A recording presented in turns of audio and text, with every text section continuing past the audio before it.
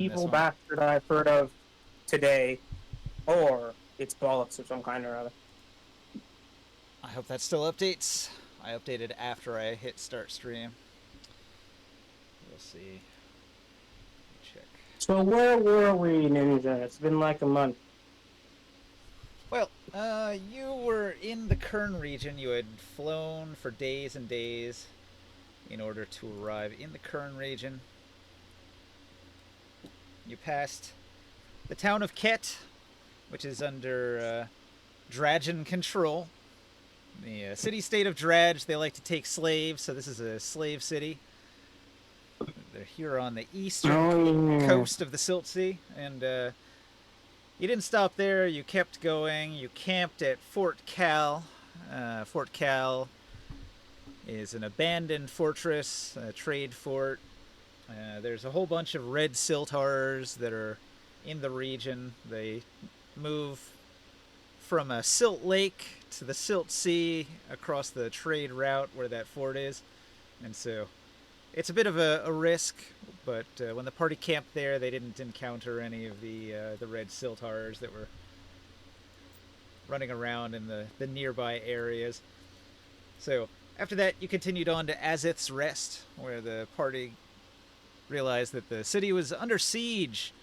A defiler from one of the nearby bandit clans was laying siege to the city, and so you started an At epic this battle. moment.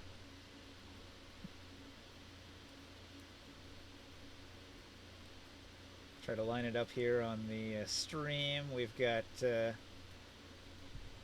Defiler, Densis the Ever Living, and his army, his Speaker of Words, a bard, his ambusher squad. They were killing various soldiers that were up on the walls defending the city of Azith Rest. Densis also has Defiler Knights. There was a horde of Defiler Knights that were out there casting Defiler magic and destroying the environment. And he also had Surin zombies. They were battering at the gates. And he also had a large group of giant berserkers that had magical throwing boulders that they were throwing at the airship. They did considerable damage to the airship, which had to retreat.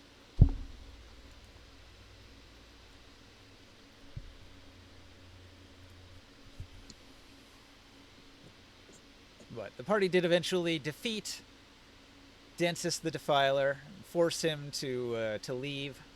He had a contingency spell that teleported him away to safety at the last moment. The party was able to defeat the rest of his followers here. That guy is dangerous. I think you learned a little bit about the various bandit clans that are in the region. There's at least 5. But Korganard says, "Don't get distracted. We must continue on our journey to the north." Wait, he's here with us? He's on the airship, communicating telepathically. Oh. He's using. Remind me what the mission is, actually. What are we doing out here? All right. He's being a bit mysterious about it. He hasn't explained everything fully. But Korganard wants us to travel to the city of Old Kern in the far north. He says, Old Kern is before the mountains, far to the north. If you look far in that direction on a clear day when it's not too silty, you'll see it in the distance there. Okay, and what's over there? Well, you received a message from Kern that the King of Kern would like to set up trade with Tyr. He's heard the rumors about Tyr and how Tyr is a free city and is establishing trade with some of the various kingdoms in the area. Kern, being far, far to the north, doesn't have a whole lot of trade with the Tablelands. And so they want to make an alliance, and you Tyrians, you're big on making alliances. So Korganard has said we should go. and I will follow. And he says that I originally came from Kern, but I don't want to say much until we arrive there. And so he's tight-lipped about the details. But that's an important detail, that he came from Kern originally. So for Korganard, it's like a return home.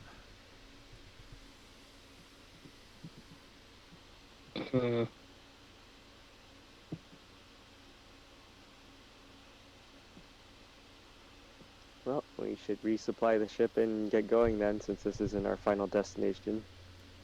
Well, I didn't mean to rush you. You can definitely take advantage of the city here, because this is what I've prepared the most. Azith Rest. Yeah, all the shops and everything. It's a major metropolis in the desert. They have an elaborate water system. They have an entire group of water priestesses that take care of the pools here, make sure everything is purified and drinkable. Everybody in the town here is remarkably clean. You know, most of the areas you go to, people are very dirty, very dusty. Sand pouring out of their ears and noses. You're right on the silt sea. If you're not wearing a elaborate mask of some kind, you're gonna come out of the desert looking like a sand snowman. I don't recall if last session we kind of like recruited a water priest to come back with us to Tyr, but we did want a water priest representative over there. Check my notes. Yeah, we did. Yeah, we did. With the air cleric at the same time at that lake.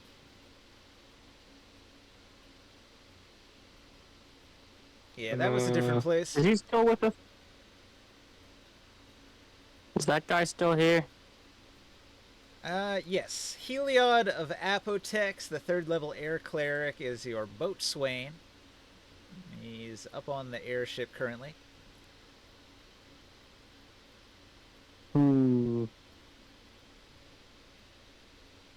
Trying to regain my groove here. Need to open up a page. Let me get a link for you guys. I had the item shops. We were looking at them last time. I'll drop them into the Discord, and you can take a look again in case anything interests you. There were a bunch of unique items in this town here. You want to go to the Kern Region tab, which is the last tab. The very last tab at the far right.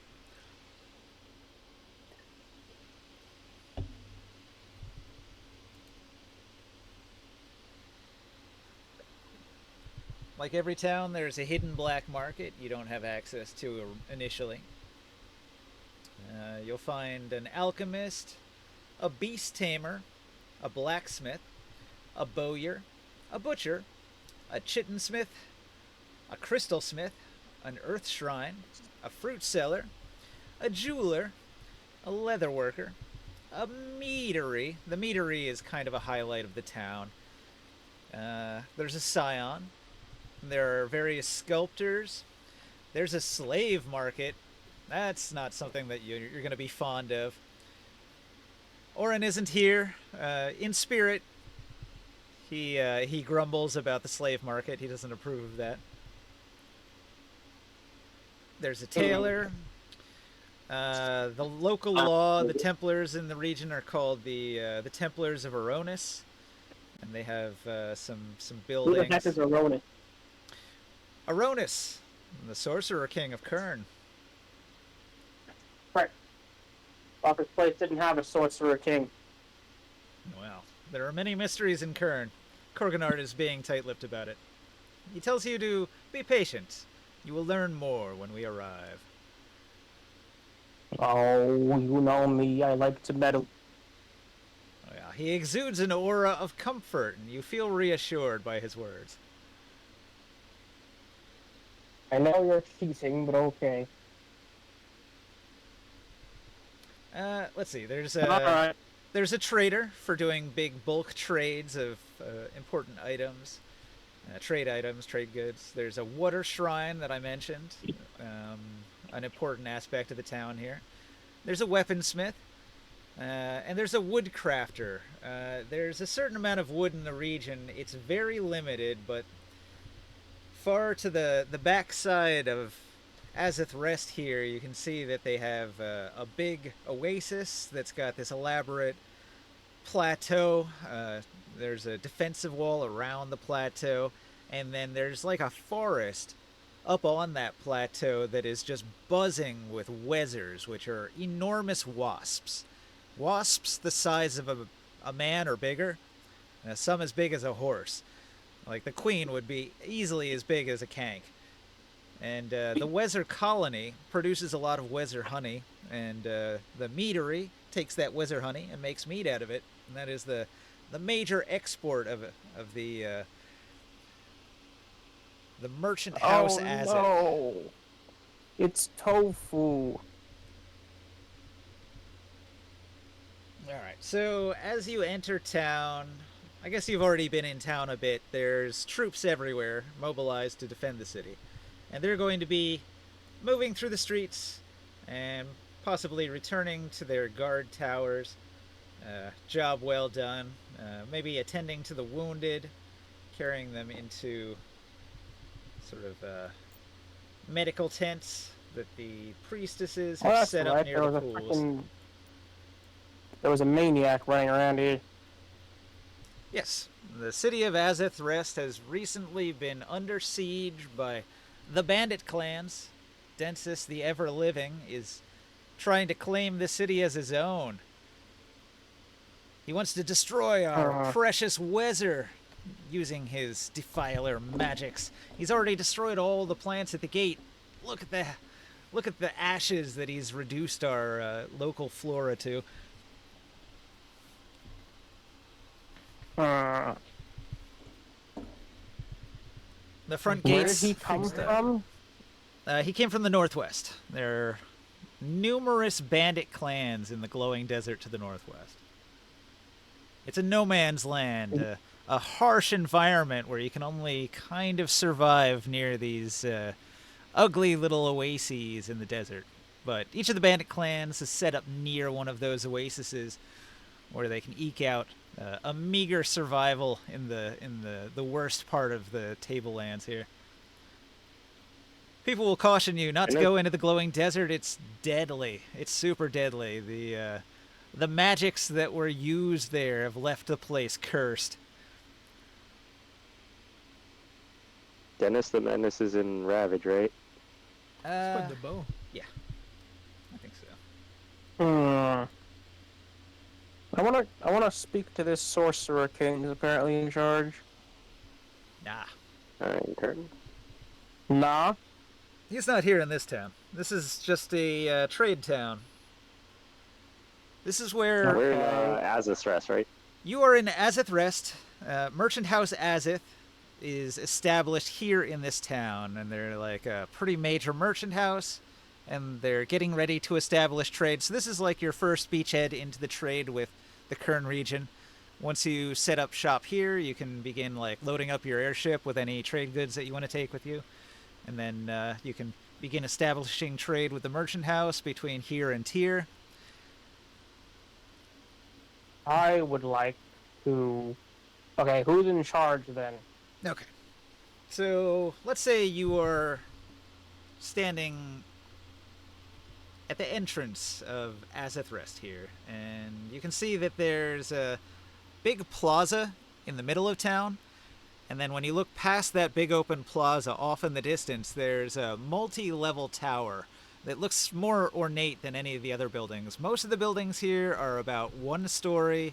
Maybe there's something on the roof also, like pavilions and tables and things, but for the most part, everything in town is like one level with a big wall around it. But this is the only multi-story large building, like a manor house for the merchant house Azith. So if you want to talk to the leader of Azith Rest, you're going to want to go talk to him at the building there. And they'll tell you that his name is Bragus, the Guildmaster.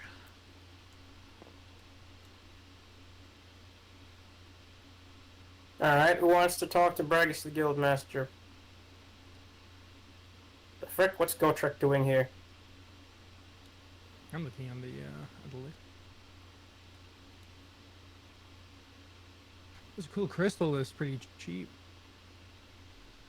Magical resistance.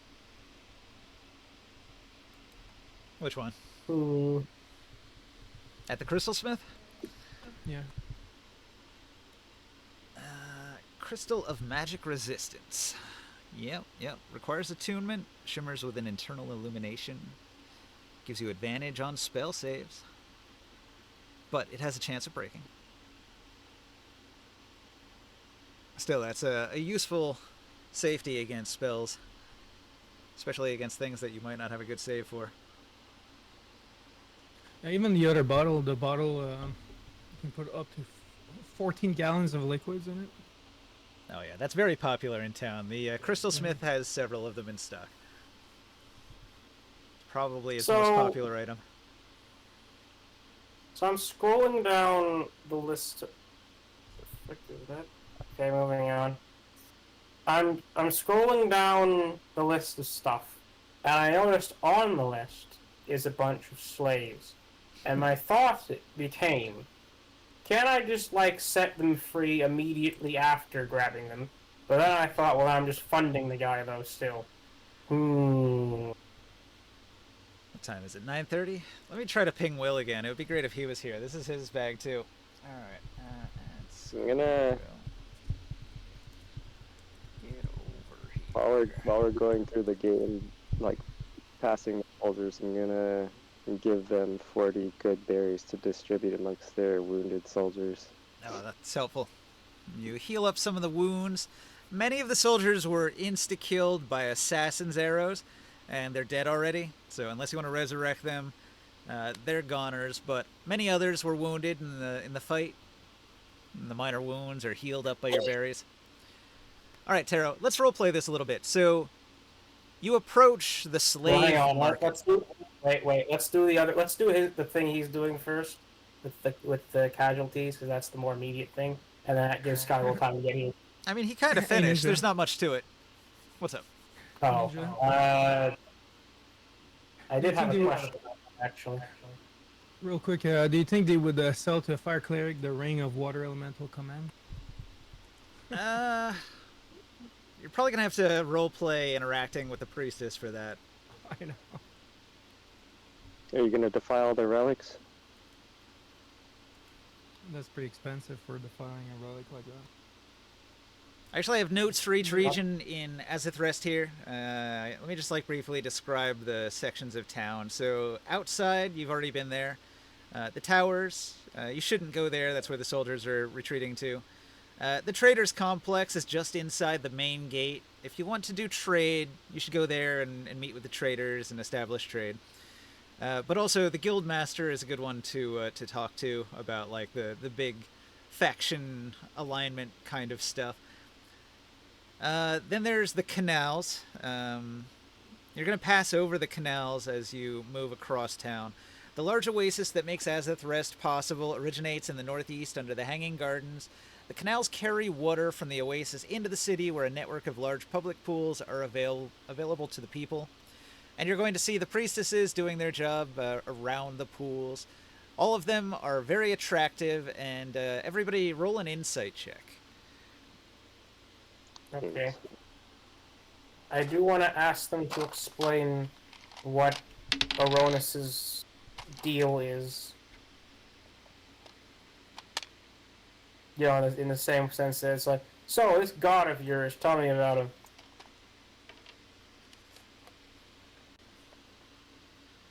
30 insight. Nice. I rolled for Skywill. He rolled a nat 20, so I think he gets it as well. All right. Both of you are going to notice that each of the priestesses are identical twins. And you've not passed one or two. There's got to be at least a dozen of them, and they're all identical twins. Are they twins, or are they clones? Is cloning a thing in this world? So it's an oddity you've noticed that all of them are remarkably similar. They are dressed differently, though. Wait a second. Hello, Nurse Joy. Hello, Nurse Joy. Yeah, I was about to say, you wouldn't happen to be nurses, would you? They are, in fact. They're healing the soldiers right now. Oh dear God. Do they have pink hair? Well, I guess blood hair, blood red hair, maybe. No. Regular hair. Hmm. Nothing. These people are not super fancy. All right. Well, explain Miss Baroness's deal to me, if you would. No. So, are you approaching just one of the priestesses, or do you go to the pavilion to speak with the high priestess? I'm gonna start small and see what the average rando thinks. The rando priest. All right. So you go to one of the sisters. The sister of the pools is happy to answer any questions as long as she's not busy healing somebody. So you might have to wait a minute while she attends to an injured soldier or something. All right. Your wounds touch.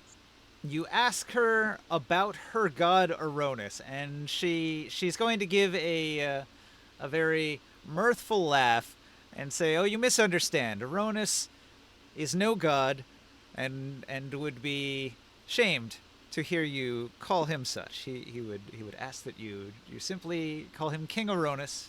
That is all he asks." The Dragon Emperor. Okay. All right. That's okay. So what's his deal then? Aronis is a benevolent king.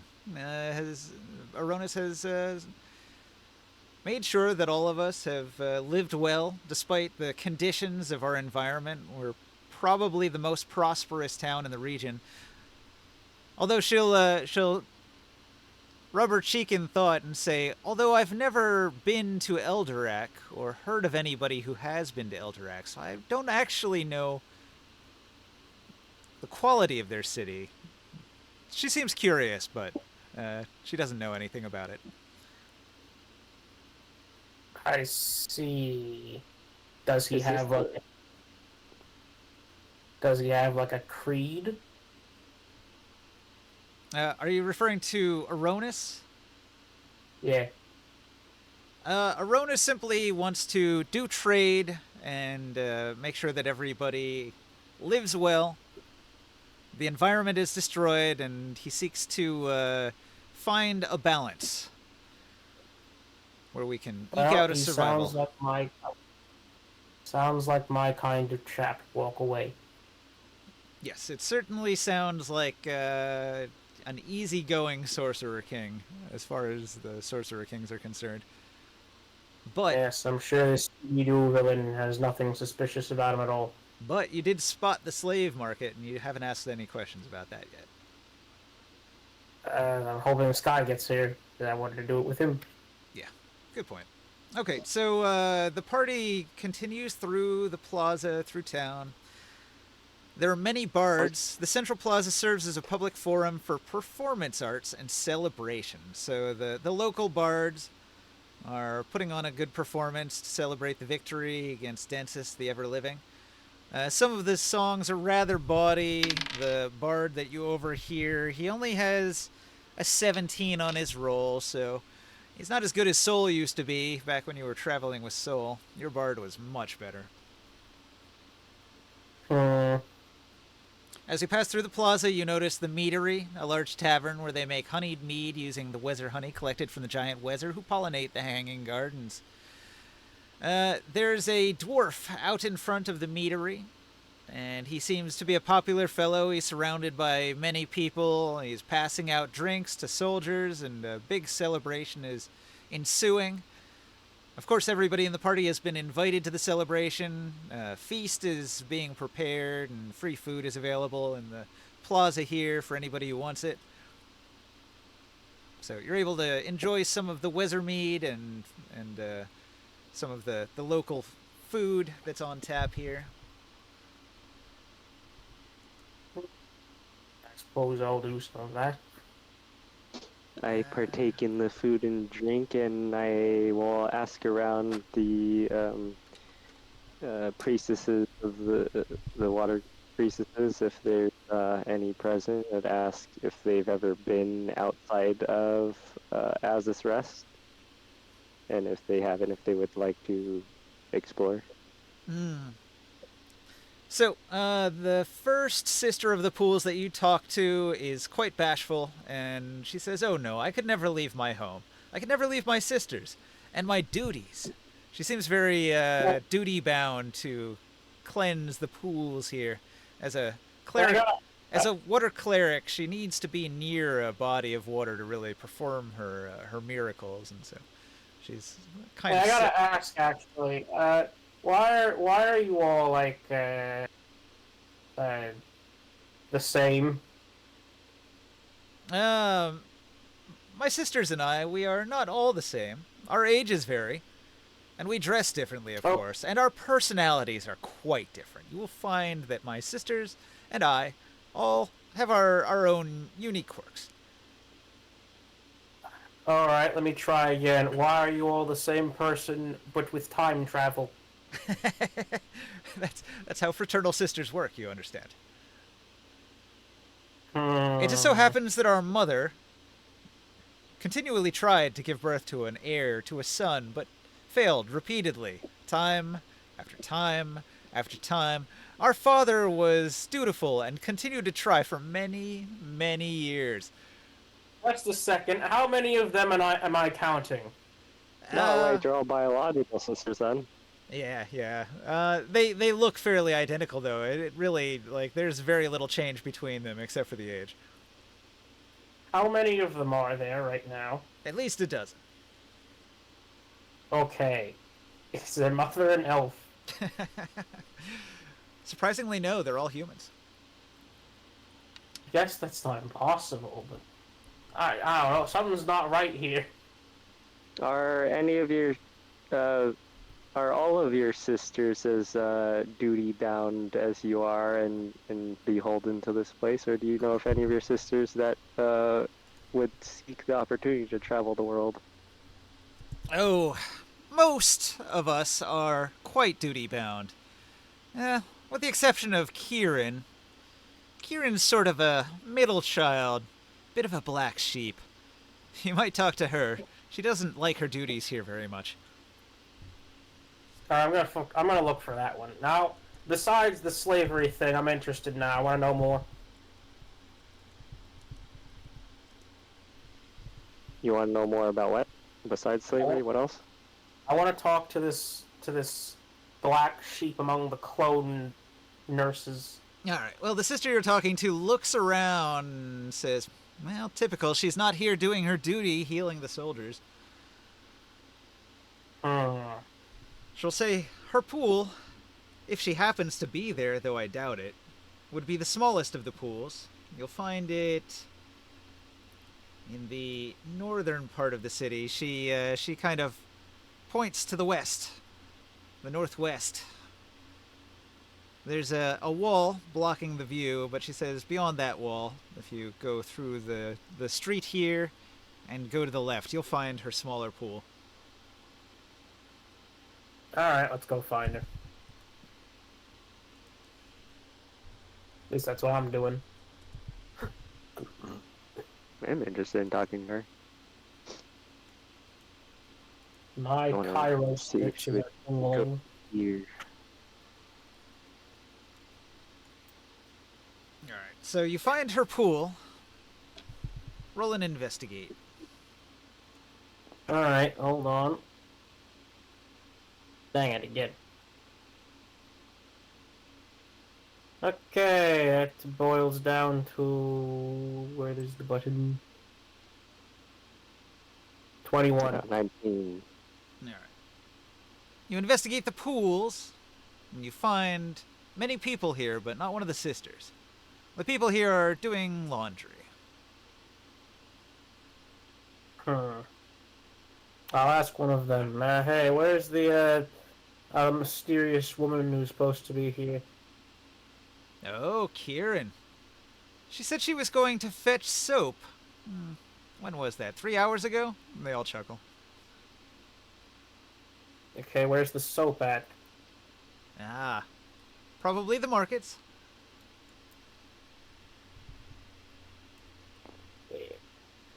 Alright, hang on. I've had about enough of this. Does Kieran have any, hold on, let's see if I can muster this up. No, okay. Okay, let me try something else. I have an idea. like highways and bullets. And I got my flying creature. Well, yeah, I can fly, but still. Dang it, that only works if it's familiar to. Wait. Trying to use locate person. Yes. Dang it. No, that wouldn't work. That is a pickle. Well, you were told she's at the markets, and you know where the markets are. If you don't believe them, you could try your spell, see if she's somewhere else instead. Not that I don't believe them, it's just I feel like she's probably running off somewhere else again. But okay, let's try that. Off to the markets. It has been 3 hours since she was supposedly there. Alright. Nefarious gets. Alright, let's try this. You head across town, you return back near the gate, and you enter into the market buildings. Just to the southeast of the gate, there's a road which leads to warehouse-style buildings.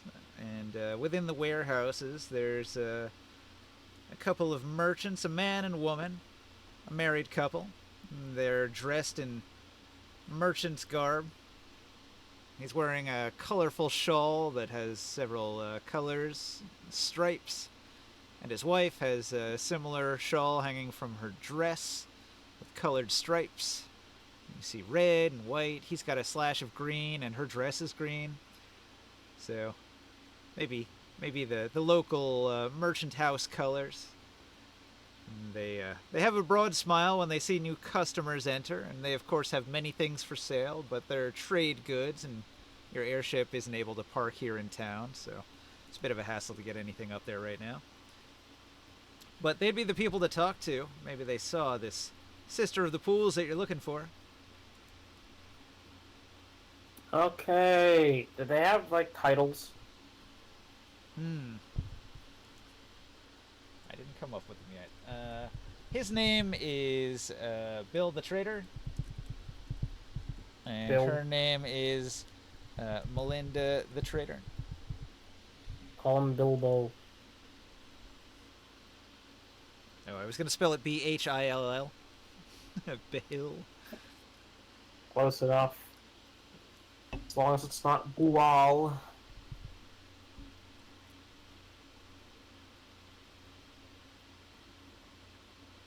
Alright.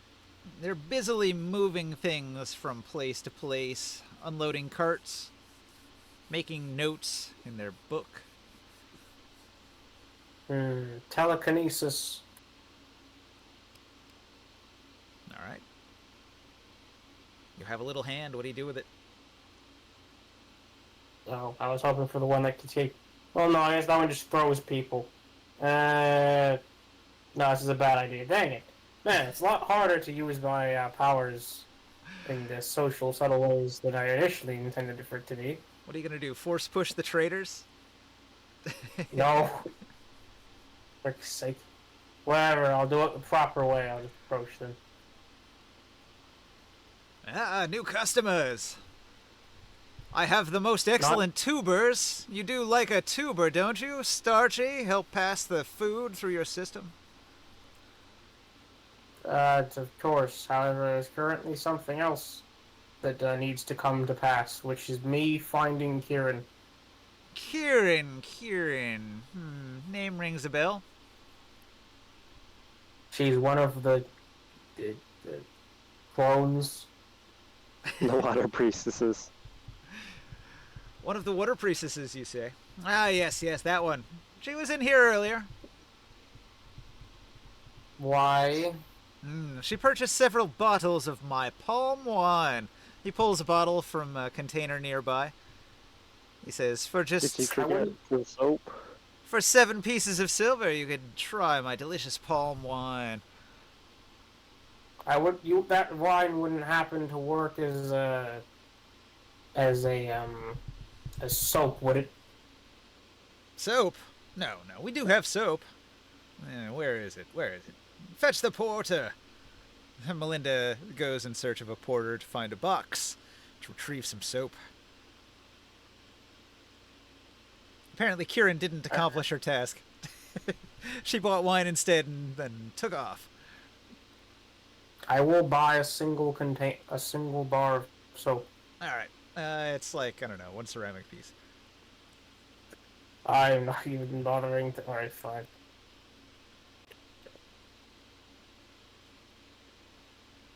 I have acquired the soap. Well, the merchant, he says, if you have any interest, we have the freshest honey barley, we've got preserved silt mussel, fresh pulp bee nectar, the palm wine, of course, that's a favorite. The old tubers that Something I tells mentioned. me.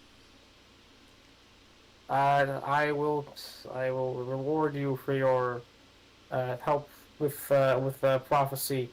Ask me a question about the future. Will I turn a profit this year? Smaller scale, like a decision. No, is it wise to travel north this week?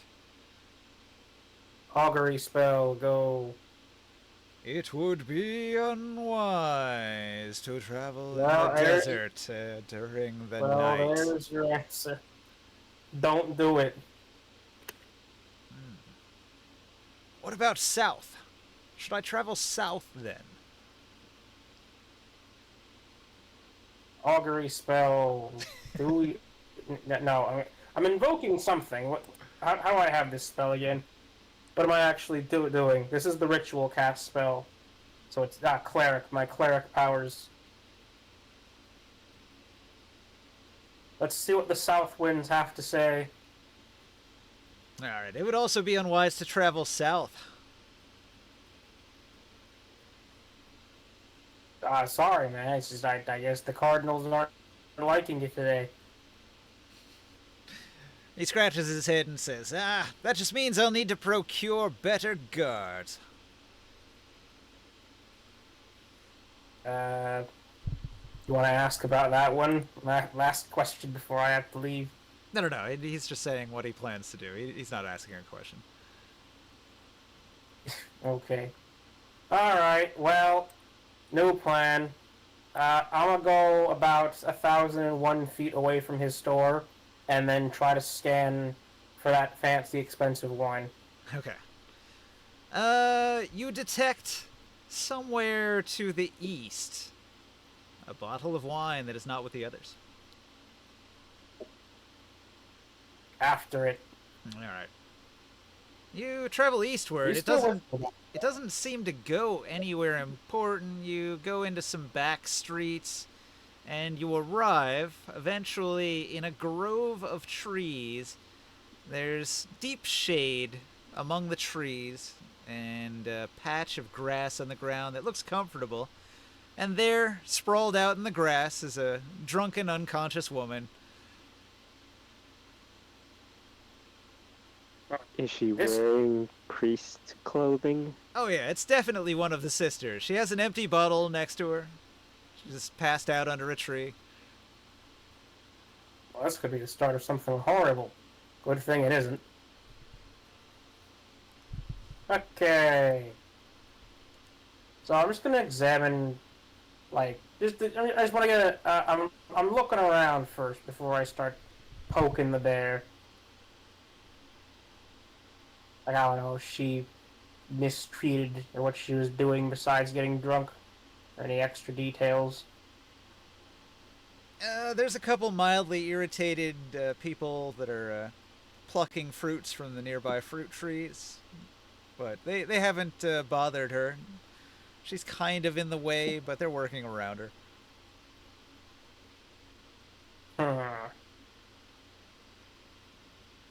Well, I am ever the dramatist, so I'm not just gonna wake her up. That'd be boring. I will instead cast the fog cloud spell around her body. Okay. Well, she's passed out. She didn't notice. Is weird. No, I'm just setting the scene. Hold on, I gotta do this correctly.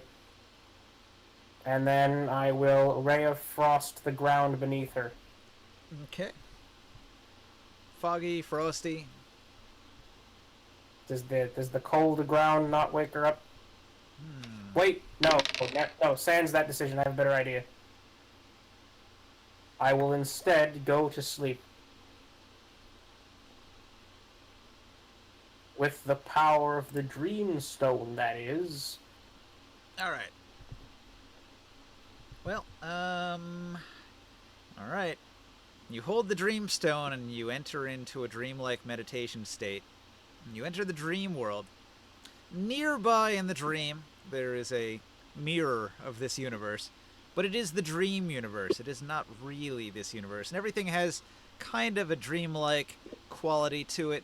Things that would be there in the material world kind of move around.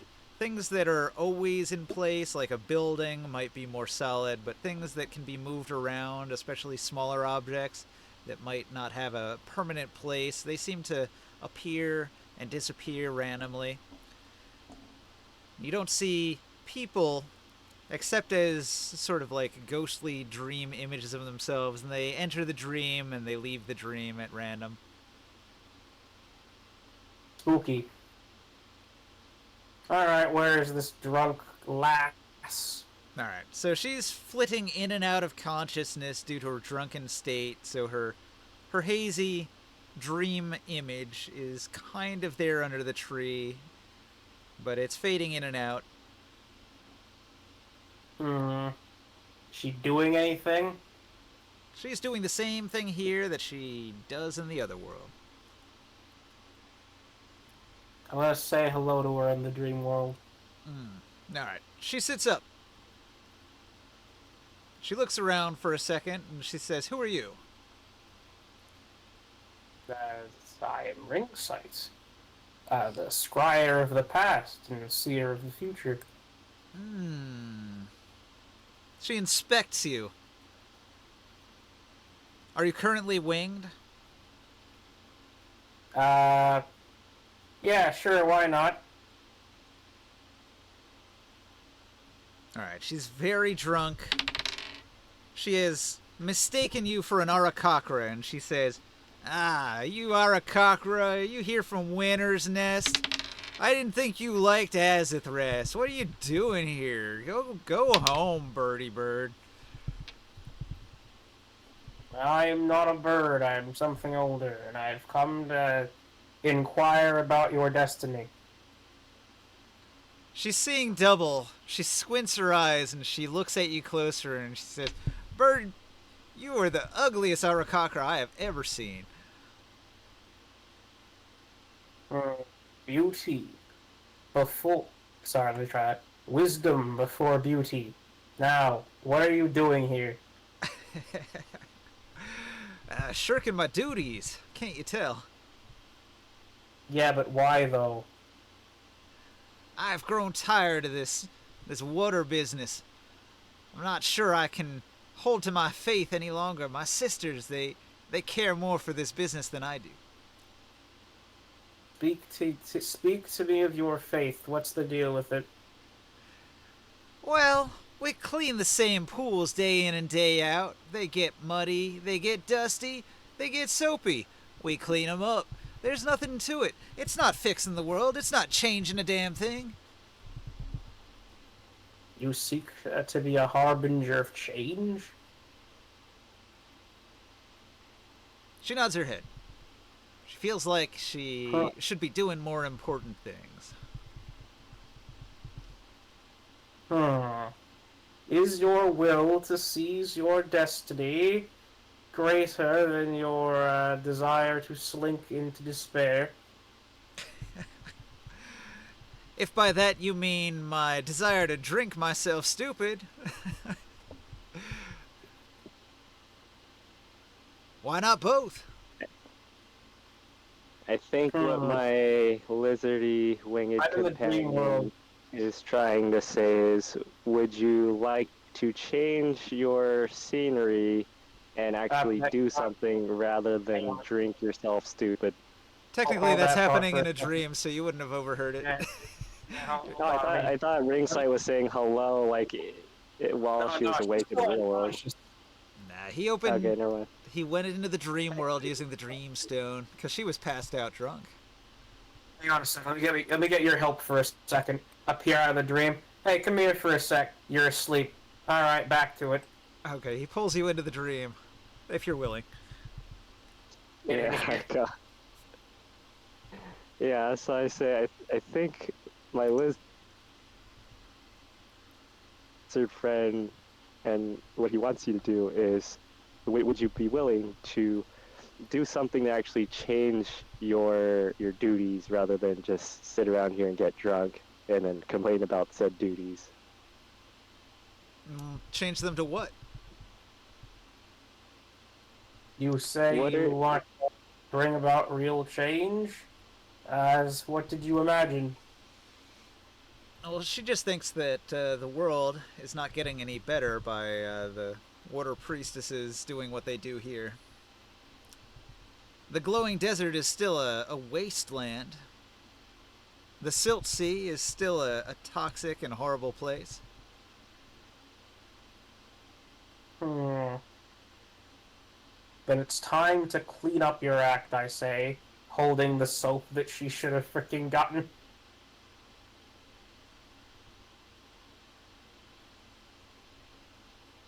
No response, really? Well, she'll accept the soap. She says, "Thanks. I spent all my money on something else." Yeah, I could tell. So, here's my. Let me just. Does she have any powers? Kieran is a priestess of the pools, although she's a little bit spotty on her religious practices. She is capable of clerical magic. Hmm. Interesting. Do the pools have to stay here? Um, well, I mean, obviously, you can fill a tankard or a chalice or a tun, a barrel. You can take it with you. It flows out of the earth from an aquifer. So could you still be the priestess of the pools and also travel about? Ah, well, it's different. The priestess of the pools role is about being here in town and serving the people of Azith.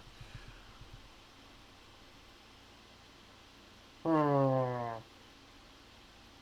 Destiny. Do. Hang on, I'm trying to figure out how best to give her a hand here, because she's not giving much of an idea on how she wants to change the world. She just knows that their actions aren't doing that. So I'm looking into my random notebooks of destiny to see if I can pull something up my arse.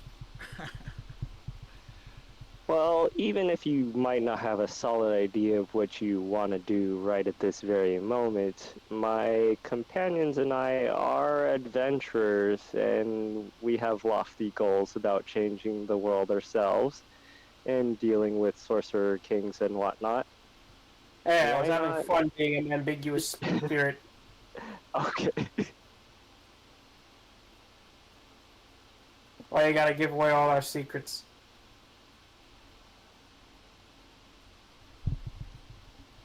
Because Oh I well. also would like us to get to Kern. Well, But yeah, we anyways, were I would. doing that. I got distracted. Hmm.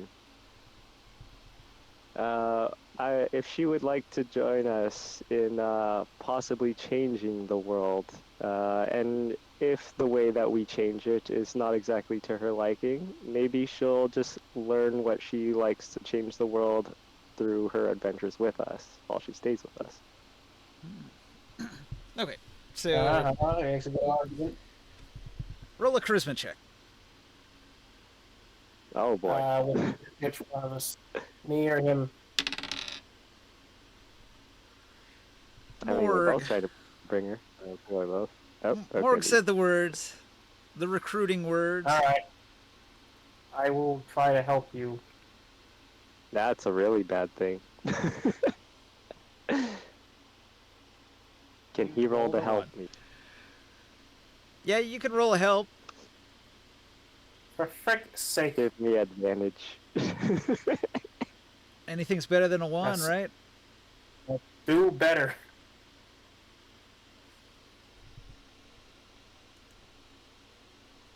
Did So- you roll a 10? He rolled 19 plus 11. Is that your roll? Yes. Nice. You have 11 charisma? Holy shit. I'm a sorcerer. That is his main stat. Oh, you should be doing this. I rolled a 5 Yes. now. All right. Kieran scoffs at your invitation. She says, I would need some proof that traveling with you would change the world. I haven't seen you accomplish anything in our region. Perhaps if you had done some deeds and had some renown, I might consider it. But for now, I am not interested in traveling with you. Second. Hold that thought we just could- a moment. Were you asleep for the last, day? I mean, she has been asleep through the entire siege. You almost Well- died. Were you aware of this? What are you talking about? I'm just sleeping in a grove. Your city was almost destroyed by an evil lich, 5 hours ago. Shut up. No, it wasn't. You should go talk to the guards hang on. then. You want to prove it? I have the solution. I have the remedy for what ails you. It's called a good deal of consciousness, and I frickin' smack her awake. Okay, you knock her out of the dream world. She wakes up with a headache and grumbles. She's still surrounded by fog cloud, if I have anything to say about it. Can I Just- wake up too now?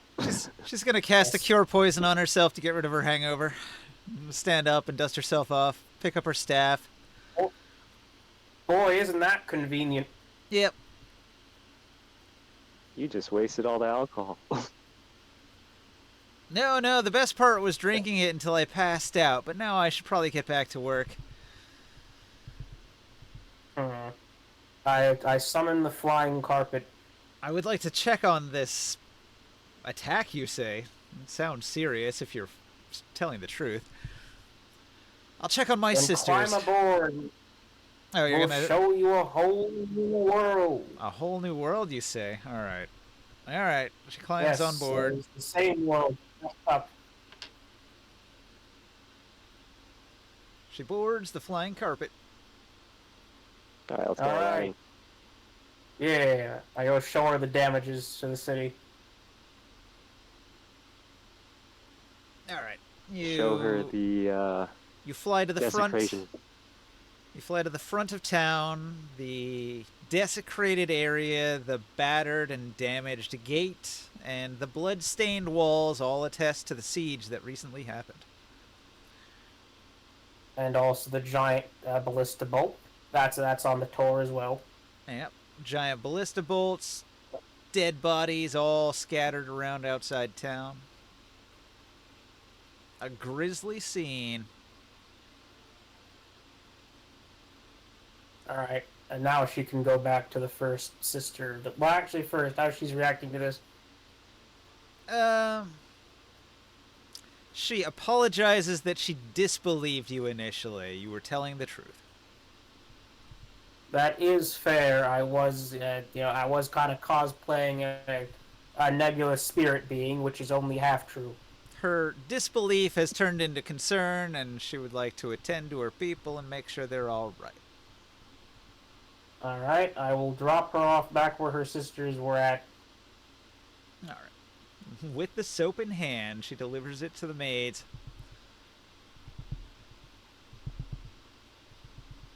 Well, now it Would just you looks look at that? now it just looks like she did What? a good job, but she was just late to get back. Would you look at that? She just got lost. For 3 hours. Lost at the bottom of several bottles. Yep. And I freaking wink at her. All right, so you potentially have a drunken, disorderly cleric recruit, but she wants you to Hooray. have more of a reputation. That Oh, helps hang that on, you let me saved fix town, but saving town would have happened anyway. And her concern is with the waters outside of town. Her many sisters take I got care it. of the waters here, but think of the waters of the various oases towns in the glowing desert. They need our help. Oh, I'm a druid that takes care of the Dragon Ball, if that's anything. Oh, that does impress her. Our bard is unfortunately too busy being rich to explain our long and storied past. Right. Wait, I know what to do.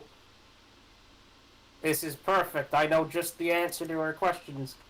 I cast legend lore on ourselves. Alright. You tell the Wait, legend that's a lore of spell? your adventures. Yeah, it's a spell. Yes. Amazing. It gives you detailed knowledge of a particular person or place or thing.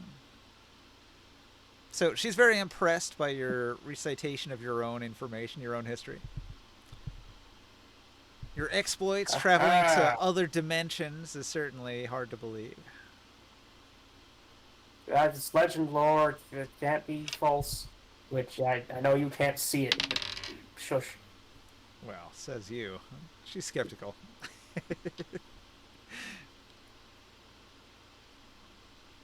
Surely if we can go to other dimensions, we can change all of the tablelands. Well, I mean, you mentioned magical gates. That wasn't really under your power, was it? Yeah, You are extremely hard to impress for someone who was drunk in a woodland like 5 minutes ago. Well, see, the problem is I rolled dice, and I rolled a reaction, and it was a 1. So she's already in a terrible mood because she's hungover. And then You're not even. and then you You're roll hungover. and then you roll your 5. So her bad reaction and your not very good charisma roll, unfortunately, made it a tough sell. Okay, I am now personally invested in proving this to you, and I must congratulate you for doing this, because I have not felt personally motivated for quite some time. You've put new vigor into these old bones. All right, cool. It would also help if you had the approval of her sisters. Oh wait, hang on. I forgot the initial reason I was trying to find you in the first place. What is your guy like? Your not god, whoever he is. A king. Wise King Aronis has commanded us to build out this city, to develop trade with the other kingdoms in the world, and to spread the word that times are changing and that we need to band together to restore this world, to restore the balance. Okay, now, I'm not saying that... Their goals. She I'm not seems saying rather that- inspired by the King Aronis. He's a near mythological figure to these people. They don't worship him as a god, but they respect him as a sort of a humanitarian and a naturalist that wishes to restore the barren world. So he's like Bruce Wayne. And by his deeds, you can see that he's already restored this town. There's trees everywhere. There's pools of fresh water. There's a thriving colony of Wezer. Various... That's a Sorcerer King? Aronis is the Sorcerer King of Kern, from what you've heard. But he sounds like a pretty nice guy. Hmm. Don't believe that. I mean... Alright, let me put it like this way. We've met a bunch of people on our travels, our many adventures, claiming to work for some benevolent hoo-ha, who is actually an evil, sinister, I don't know, a dragon lich from before the start of time, or an age beyond ages, or some nonsense. I'm not sure... Or the magical If this- forest that we walked in. Yeah, like I'm not like I would like to believe you that there's another powerful good entity running around. It's just difficult, you know.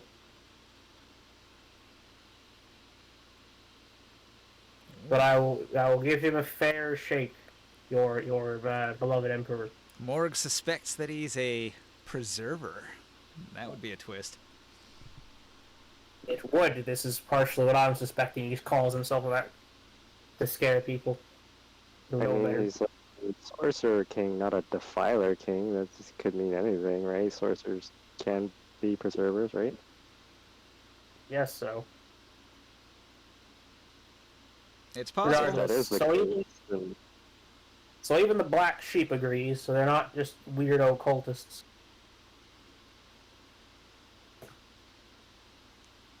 If anything, she's inspired by her King Aronis to want to go out into the world and fix the water supply elsewhere.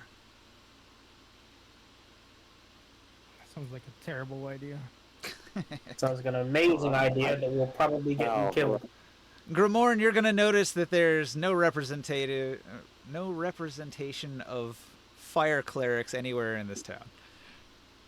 Mm-hmm. I didn't see any representation of air clerics either. That's true. There are only earth and water clerics in this town. I kind of like this town more now, actually. With some variety. don't air clerics have beef with earth clerics though? Yeah, but I'm not strictly bound by those rules. Elemental balance and all that jazz. Oh, the air is the best, but you know, the other ones need to be here too. Right, we could be friends.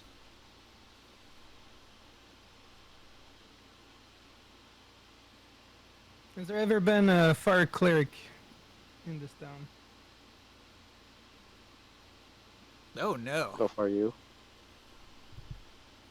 We don't like Oh, no. It's interesting. It's a fire cleric that saved your villager. we don't like fires here. It's very dangerous. The Weather colony could easily be burned and that would ruin us. And our groves, our fruit trees are quite precious to us. We worry that spreading fires could damage some of the greenery in our carefully preserved piece of the world here. And why aren't there any wind clerics? Yeah, fire clerics can control fire, so it shouldn't They touch pass anything that they shouldn't. they pass through sometimes. You should have seen how fertile the soil of Tyr have been since we've been burning all these corpses of our enemies. Air clerics They're are not- flighty. They like to travel. They don't like to stay put. So finding them That is true. Also, sorry. finding them can be hard. That's all I was going to say. Chris, you talking about us burning mountains of corpses is not impressing the local. Well, it's impressing the locals, but in the wrong way, I think. I think the point is that the area can flourish with fire, not that it would just destroy everything and leave the place barren. You were freaking willing to let a freaking gap in the elemental realities seep in. Don't talk to me about that. I still hold a minor grudge about that. You came around, but still. Well, I don't think he did Cameron. I think he still wants that. they don't mean to offend you or anything, but the local bards tell tales of fire clerics burning things. It's almost a boogeyman of sorts, told by the locals. I do like the feeling that we're just completely foreign to this environment. Every I mean, single we time, did just show up today. every single time I see water cleric, it seems like I have to go and save them. Do these guys have like an animal totem thing? There's a Beastmaster here. Do you want to go to the Beastmaster? I meant more like what's like the flag or the emblem of this town? Well, it's not on the flag and it's not an emblem, but you'll notice that there are a lot of Crodlu here. This is a town where the industry, it's sort of a dual industry. The Weather honey and the meadery is a big part of it, but the other half of it is raising Crodlu. They have lots of Crodlu. There are pens for Crodlu all around the outside of town. And the meat that they were selling in the marketplace was Crodlu meat. The leather you can find in the leather shop is Crodlu leather. So this is a Crodlu town. Hmm. Oh, you would Will would love that. This guy will. I kind of like these guys, actually. I don't know what it is. Just everything about them is like, I like you guys. Even though, it helps that they're not like evil bastards, evidently. Like, it's not like I bite into the apple and then it's immediate rot and horror and worms. So far, the only Aside from that, I like negative thing that you've encountered is the slave trade, which you haven't asked about yet. And that they they follow Sorcery King. Yeah, let's ask about that now, because Skyward doesn't seem to be showing up, and if he does, then better for him. So I have to ask, the slavery you have going on here. We don't fancy that much in here. It's like the one thing that's suspect. Are you asking the Beast Tamer that? If we wanted, if we wanted, no. I didn't go to the Beast Tamer. I'm asking the priests. Okay. Do you? Are you going to ask Kieran, who you know? Are you going to ask a random priestess of the pools? Are you going to go to the pavilion of the priestesses of the pools? Or are you going to go to the temple of the earth? I'm asking Kieran because Kieran seems cool. Okay, so you I want Kieran. I would want Kieran to join the party if she wasn't massively underleveled. So you travel over to Kieran's pool.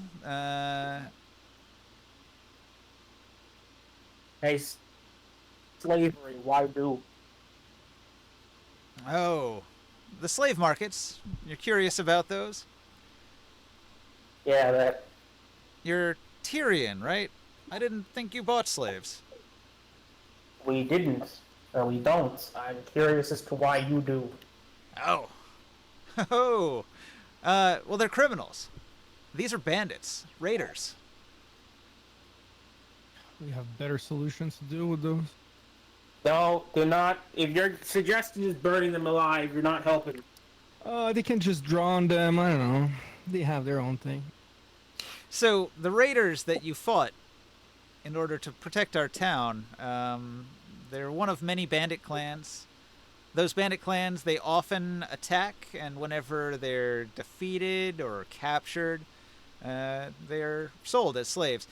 We turn a fairly good profit selling them to Ket to the south. The Dragon slavers will put them to work in the fields, and we feel that they were killers, they were criminals and evil men. So, at least in Ket, they will be put to work turning the bitter soil into green fields, and we feel like that's at least some good that can come of them.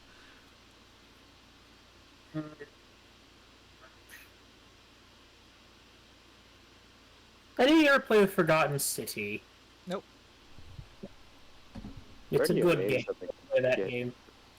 Well, there's always another solution, like we have done. We've liberated all the slaves and given them land so they can start their own farms and their own businesses. Yeah. They didn't have a reason to steal or to be criminals since they could live on their own. If these It's men were not free, personal. though, if these men were free, they would do horrible things. These are not good men. Well, then you send them I'll to be the the fire judge of clearing. that. I'm an excellent judge of character. Well, do you want to go to the slave market and interrogate some of these slaves? These supposed criminals? Yes. My plan, if I can't figure out anything else to do, is the catch and release plan. Although I bring them over to where Tyr is first, because I'm not just setting them loose. All right. You go to the slave market. In the slave market, there are a number of wooden cages. Within the wooden cages, you're going to find an assortment of humanoids. For 7 silver pieces, the hawker says you can buy yourself a human, an elf, or a dwarf. We have rarer stock in the other cage. That one there is a half-elf. That one there is a mull. Those are 15 silver pieces. And we have but one half-giant captured from one of the slave tribes, which we would sell for 25 gold pieces. I'm sorry, the slave tribes?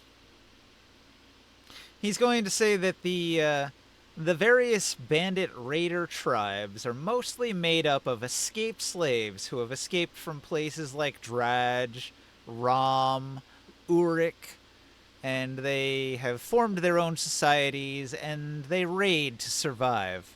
But they are, of course, criminals and they mean us harm, so we put them into bondage, we sell them to the Dragons, and the world is a better place. Alright, I'm gonna go off to the human one. Okay, you find a human. The human has a dark complexion, dreadlocks, and when he speaks, he has a deep voice and an Urukite accent. Oh no, he's Jamaican for real, just like me. Okay, right. What happens now depends on how open your mind is to me. He's got a broken nose and a scarred face, Oh, hey, hold on a second. I'll a just cure furrowed wounds. brow. I'll lay on hands his nose. Let's fix that. All right, let me fix his broken nose. There we go, much better. He looks at you All right, sideways so- and says, "What was that for?" For you not suffering. Now shush for a second. Let me and detect thoughts. Let's see here. He's thinking, "Oh, great! Is this the one that's gonna buy me?" Deeper.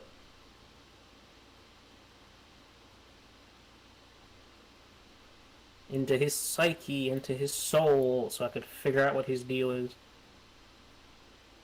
Hang on, I'm looking in my notes. Gotta find my notes here. Where is his village?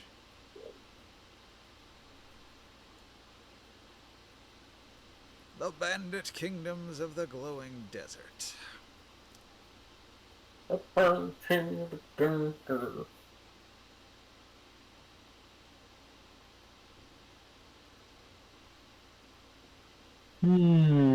Okay, you peer into his mind. So he's concerned that he's going to be sold into slavery, and thinking back on his time as a raider, he says he's thinking in his mind that he's a failure, and Sesti would kill him if he hadn't been captured. She'd kill him herself. Who is Sesti? He has a fearful vision in his mind of a tyrannical and dangerous woman.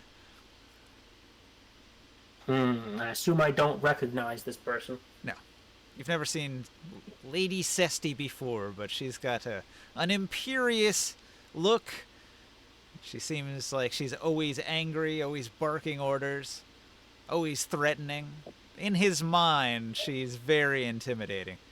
And so he's almost more scared of her. Like, if she got her hands on him for getting himself captured, she would kill him. So at least he's alive in slavery. Alright, well, it kind of sounds like you don't have many good options. Alright, here's my deal for you, Mr. Sir. If I released you, would you just go immediately back to doing crimes? What are you talking about, crimes? I'm a loyal man of Uruk. Then how did you get here? Ah, these bastards, they took me. We were collecting taxes. These rebels didn't want to pay. I don't think we're in Uruk territory. How did this get you here? That's not what Lady Sesti says. She says everyone here owes taxes. What? Hang on a second. I'm gonna need to get this in chronological order. So his band. Who is Sesti? Like, what is her title? She's Lady Sesti. She's the warlord of Wrath. Okay, but like, does she work for Uruk, like the government? Yes, Lady Sesti is high-ranking among the Urukite nobility. An important Templar of Uruk. Okay, so you're not like just a random bandit. Like, okay, why are you here? No. So you were off on like a raiding mission here then to beat up people because they didn't collect their taxes. Yes, we defeat the rebels who fail to pay their taxes to mighty Uric. I don't. That this territory is part of a different Sorcerer King's land, actually. I've heard rumors that Tekta Title of Dradge has laid claim to this region, but he is nothing compared to the might of Hamanu. Sounds like you actually slammed something down over there. So, alright, well, it's not him either, but leaving that aside. So, what would you do if you were released? Because it sounds like you'd just die if you went home. He's afraid of Lady Sesti. He says, well, maybe Sir Thram would put in a good word for me. It sounds like coke to me. Okay, I'm gonna bring this up really quick. Sit tight, mister, with your unbroken nose. I have to ask a question. I'm asking this slaver guy. Hey, he doesn't seem to be a bandit. What do you mean? He attacked our trade caravans. Of course he's a bandit. Yeah, but he's not like a bandit. He's like from the Uruk government, apparently, and they say that this land belongs to them. Says who? It says that guy, I guess. It sounds like a political thing. This guy sounds important, actually. The slaver chuckles and he says, we are so far away from Uruk. If they want to come conquer us, it's going to be quite an effort. It hasn't happened yet. I know, but I'm a bit confused because now I'm puzzled because this doesn't make any sense at all, unless he was like sent to die. But I don't think that's it. It sounds wasteful for Mr. Hamanu. So I'm wondering what the heck is going on here. I got a 12 on an insight. 12 on an insight. I'll do my own insight since you reminded me that insight exists. Actually, my minimum is 15, Ninja. What? So Passive insight. you sense that this man is not an easy Oh. liar. Some people can lie like it's nothing, but this man seems to generally speak truthfully. You sense a lawful disposition. Alright. Maybe he's just naive. Okay, let me insight. No, I don't have to insight check. I dug in his memories. He has to be telling the truth. So what the frick? Okay, better question. Who brought these slaves to you? The slaver says that these slaves were captured attacking the trade caravans moving from Old Kern to Azathrest. They claimed that we owed them taxes, and when we refused to pay, they attacked. We defeated them. This one and the half-giant were the only survivors. The other men died. Okay, I'm gonna do the same thing to the half-giant. I want his side of this. Let me just burrow in his brain and get some answers. Yeah, you find much the same information. The half-giant, also Urukite, also works for Lady Sesti and Sir Thram. Okay, let me try something. I'm gonna do a history check on this Lady Sesti person. It's gonna suck, but I want to know. Like a legend lore? That's a better idea. Let me just burn a bit more money. Didn't need it anyway.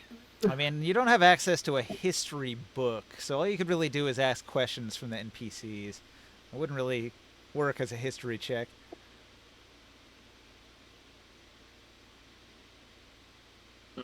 However, if you talk to a local that knows the local history, maybe you could get that information from them. Possibly the guildmaster that you were headed towards. Oh yeah, sorry. I keep getting distracted. I don't know what's come over me today. Let's ask him. Something's not right around here. Well, the slave seller says if you change your mind, we've got these good slaves for sale. Oh, wait, I wanted to check one more thing, actually. I almost forgot. There was one particular one of these that interested me. What was their name? Or their designation? Right, one of them's an elf. He said they were, or a half-elf, or whichever one. One of them. He said they were special. Okay, there is an elf and there is a half-elf. Which one do you want to talk to? Mentioned one of them was weird. The elf looks like a ghost, like he is in a costume. Okay, let me do him. It sounds the simplest.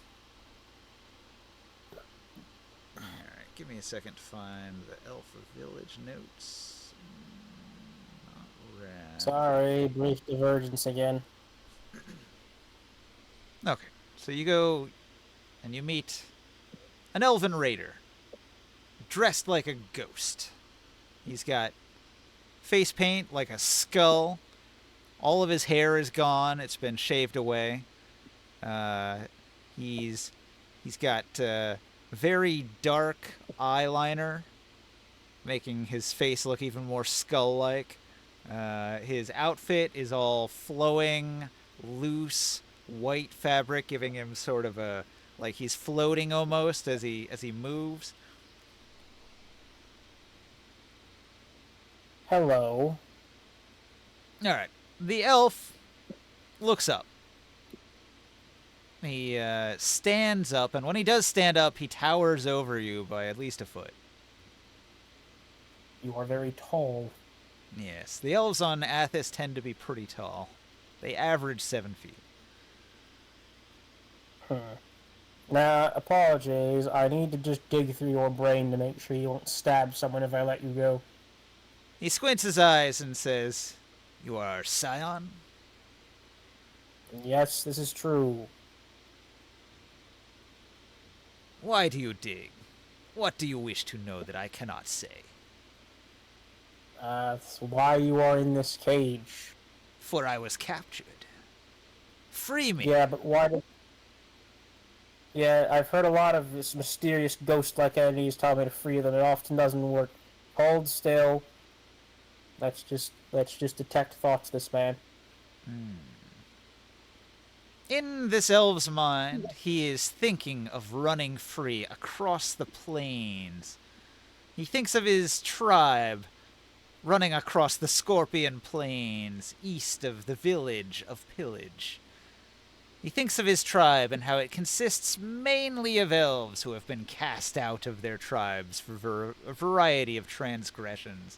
He thinks of all of them in bitter terms as scum, as criminal scum with no tribe.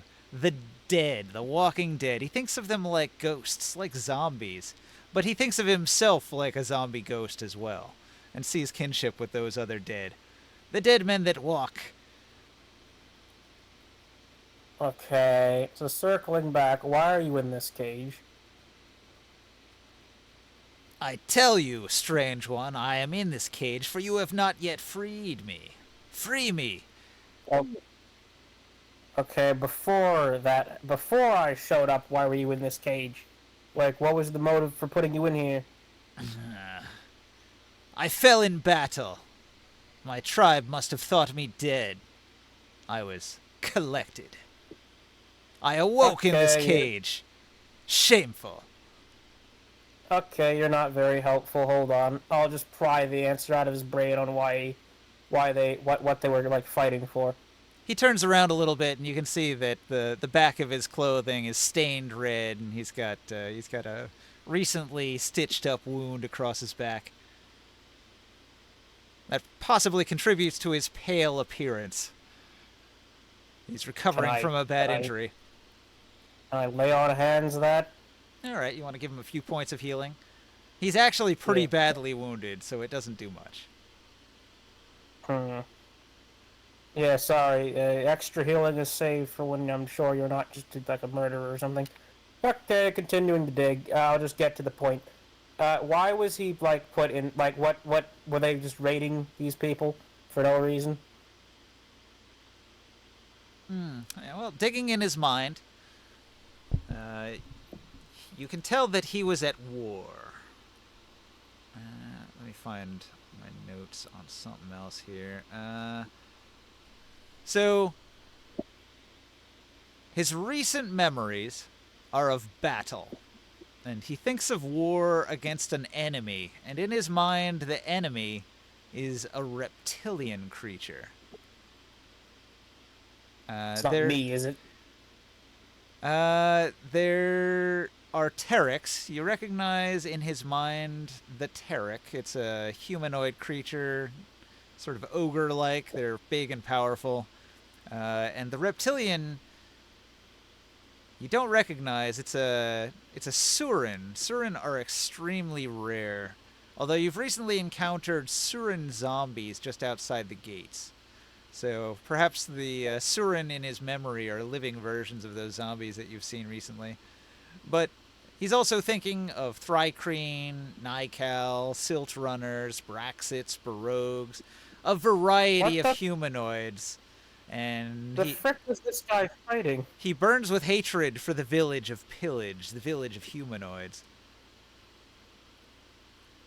Okay. Man, I'm not getting any decisive answers out of this. So, they were just at war with the village of weirdos, and he got defeated, and he ended up in here how? Like, was he sold by them? He was on a mission. He was raiding the village of Pillage. And after the attempt at the raid failed, they were retreating. But due to his wounds, he collapsed. He collapsed near the road. And the trade caravan came along and collected his body.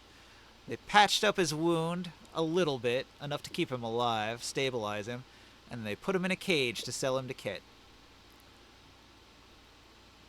Okay, now I'm gonna ask the slave trader why he's in jail. These ghost elves. Very dangerous sort. Murderous. Intensely murderous. You don't want to turn your back on them. They will kill you and steal your stuff and run off into the desert immediately. You cannot trust these plunder elves. Okay, let me just confirm that in his brain if he'd just instantly kill me the second I let him go. What are you going to do? Like, ask him what he'd do if you freed him? Because he's been asking to be freed. Yeah. Yes. He says, I'd return to my tribe. Meanwhile, in telepathy, Oh, in his mind, he's thinking about returning to his tribe with all of your best belongings.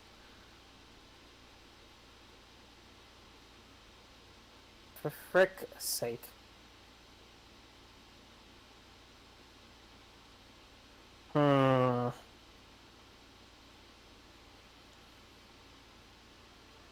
I'm gonna sort this out on my own time. Maybe I'll free you. I'm not confident about that anymore. I think you just want to loot our bodies. The elf scoffs at you. He sneers. You sense racism in the look he's giving you. Yeah, everyone's racist. Join the frickin' club. Okay, I've wasted enough time. Sorry, gang. Let's talk to the important person. That was a deliberate snub against the elf.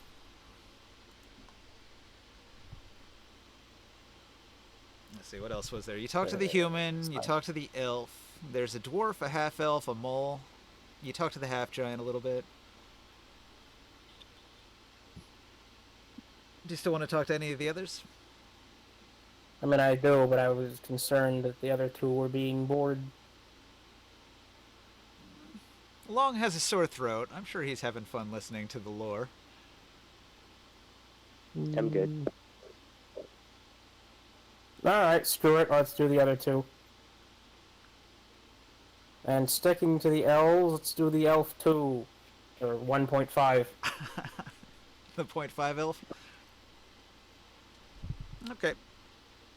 The half-elf looks up at you and says, Oh, am I being purchased? Maybe. It depends. I have questions for you first. So why are you in here? Ugh. Well, I was sent by the village of Ravage on a diplomatic mission. This is a terrible What? mistake. You see, I'm here to talk to what's his name? Bragus. I'm here to talk to Guildmaster Bragus on behalf of the peaceful village of Ravage. We are, and I repeat, not raiders. This is a terrible mistake. Man, you guys are horrible at branding, for one. For two, let's see what my good friend has to say about that. His name is Detect Thoughts. You detect his thoughts. He comes from the jewel of the glowing desert, Ravage. Best damn bandit town in the desert, in the glowing desert. Mm-hmm. And he's what? Why is he's here on a diplomatic mission? Is this true, or he's trying to steal? Yeah, while he was saying he's on a diplomatic mission, he briefly thinks of his leader, Talid. Talid's a mole Talid? gladiator from Rom. He's Okay. thinking about a very moving and charismatic speech Talid gave about how he wants to unite the bandit states into one nation that stretches across the entire barrier wastes. Quite And this inspiring. nation. Right, you continuing? No, I'm just saying that the speech that was given by this Talid was charismatic and inspiring. A true leader. And once this nation is formed, they plan to. It's vague. He doesn't have a clear end goal other than uniting the villages of the glowing desert. Under Talid's leadership, of course. Okay, I'm immediately inclined to kind of like this guy. This sounds like. I mean, it's a bandit kingdom, granted, but that is better than the alternative, which is more sorcerer kings. So I'm inclined to not hate him yet. So why was he put in jail? It was a misunderstanding. He was here on a diplomatic mission, and they said, "You're from the bandit village of Ravage. Throw him in prison immediately." And you did know nothing else that might have put you in jail. He puts up his hands and says, "I swear."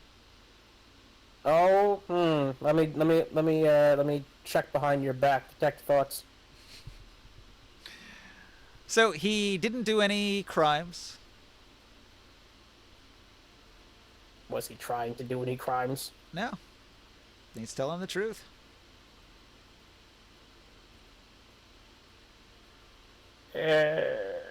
Huh. So he says it's a misunderstanding. He says that Ravage is not a bandit village. It is the jewel of the glowing desert, and their goal is uniting the clans. Now, This. to Azith, the Sorry.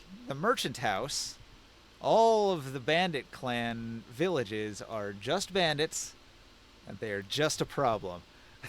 They are a problem for trade, so they just immediately throw him in prison. Does he have anything on him right now? He has been stripped. He does not have any belongings. He's wearing very basic cloth clothing. Alright, well, you have to be doing something right, because I believe you enough to let you go. Oh, yeah? Are you going to pay the slaver the 15 silver pieces to purchase the half-elf? Yes. I'll feel dirty about doing it, but you will be technically immediately free. So, he thanks you profusely for purchasing him from these slavers, and he says, You gotta help me. I am on a mission. I have to talk to this Bragus fellow and pass along the message from Talid, and then I would very much like to go home. And the message is what? Talid would like to unite everybody and do trade. This is a merchant house. Ravage would like to do trade with Azith's Rest.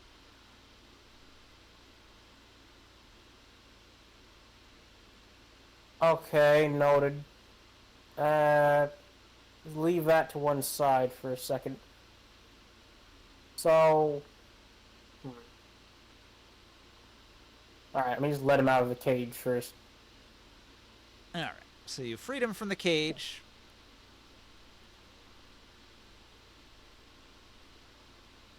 I don't really have a way to make sure he doesn't, like, immediately go back in the cage, so I guess he's coming with us for a while. Yeah, he wants to tag along with you. Hopefully you'll get him into the palace so he can complete his mission. Unless you actively shoo him away, he will follow you. Alright, final two. The dwarf and the mule. Let's see, I should give this guy a name. The bandit half-elf. He's gonna be Tanis.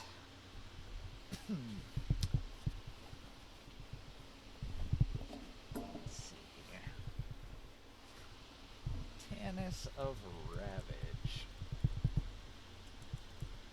Diplomat. Alright. And that was the elf of Ravage.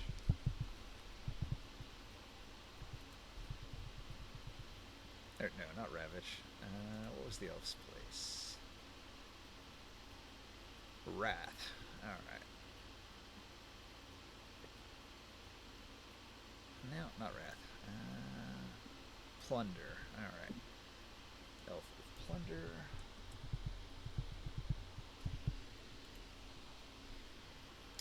Alright, so there was still a dwarf and a mole that nobody talked to. I want to talk to the dwarf. Alright. The dwarf looks up, and he's got these big bushy eyebrows and a thick beard. He'll clamber to his feet with a groan, and you hear the creak of his old bones. He's got to be pushing 170. Hello. What do you want? So I want to know about you so I can decide if releasing you would be a terrible idea or not. What are you? I've never seen such a thing. I'm a creature from the far south.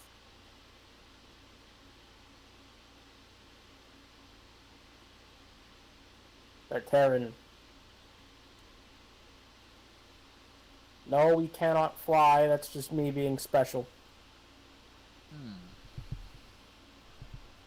Alright, well, he crosses his arms in front of his chest, and he looks up at you, and he says, I am a dwarf from Kel's Lot. Okay. What's that? Kel's Lot is our fortress. Our mighty dwarven fortress.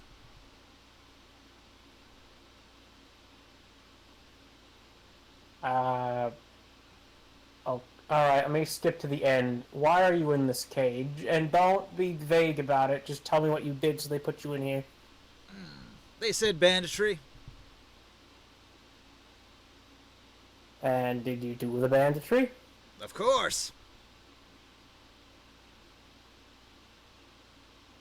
I thought you were proud dwarves. Why didn't you just make your own goods? We have lived in the glowing desert for hundreds of years. Banditry is our way of life. Okay, and if I let you out, would you just continue to do the banditry? Of course. I would return home, return to my dwarven brothers. We would raid and pillage our enemies. Okay, well, I can't fault you for being dishonest, I suppose. You do understand I'm therefore not going to let you go then. Didn't think you would, he spits.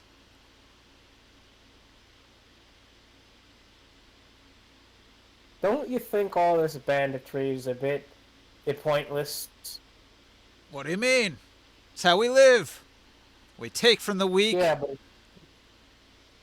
Might it's makes a stupid right. way to live. Is it? If you're not strong and you don't take what you need, then you starve and you die. The weak are dead. We're the living ones. Doesn't that make us the smart ones? If you keep doing that, it's kind of... Yeah, if you keep doing that, I feel like you're going to eventually run out of victims until you all starve to death. If you create something for a change... There's farming. I think there's strength in being able to just make something and survive off of that, like a plant. Being nice is a luxury. When you come from the glowing desert, you gotta live a hard life. I don't know, you could leave the desert. And go where? The world's a dead place. So I've seen lush jungles, you're wrong, try again. He scrunches up his face and says, "What the hell is a jungle?" Hang on a second, someone's calling me. All right. No, it's just him. I'll come back to him later. Yeah, he's never even heard of a jungle, so he doesn't know what you're talking about. The word is foreign to him. I'm just gonna use illusions to paint him a picture. Yeah, that's a lot of trees. Yes. I mean, there's a lot of predators in there too, but hey, it's possible to not be stuck in desert hell. That's actually a thing that can happen.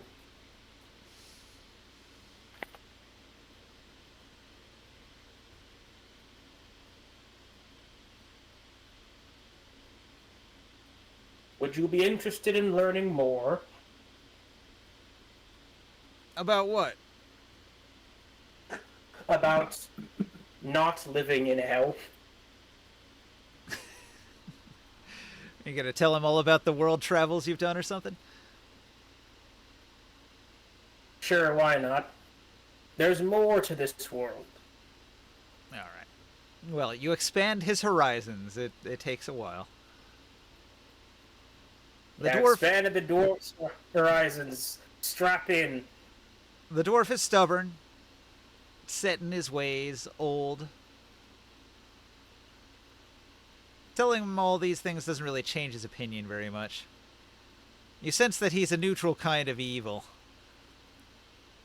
Maybe he's not aggressively evil, but he does consider raiding just a way of life.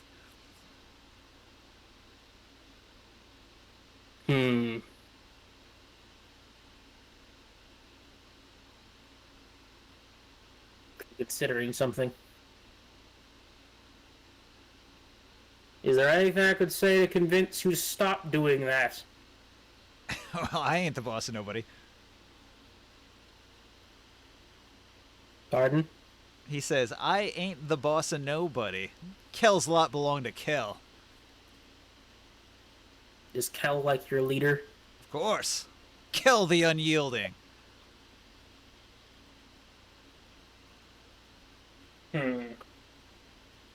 A stubborn dwarf like this calling somebody unyielding. He must be the most stubborn of them all.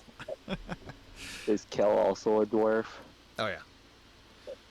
You also in his mind, you sense like whenever he's talking about dwarves, he has great sense of pride, and whenever he's talking about non-dwarves, there's just sort of general disgust.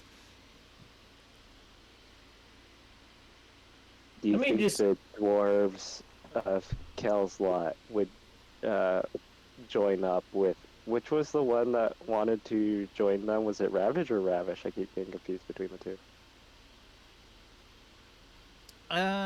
Ravage wants to unite the clans. Technically, Kel's lot is not one of the bandit clans. Oh, they aren't. Okay. Alright, here's my idea. Well, not idea, but...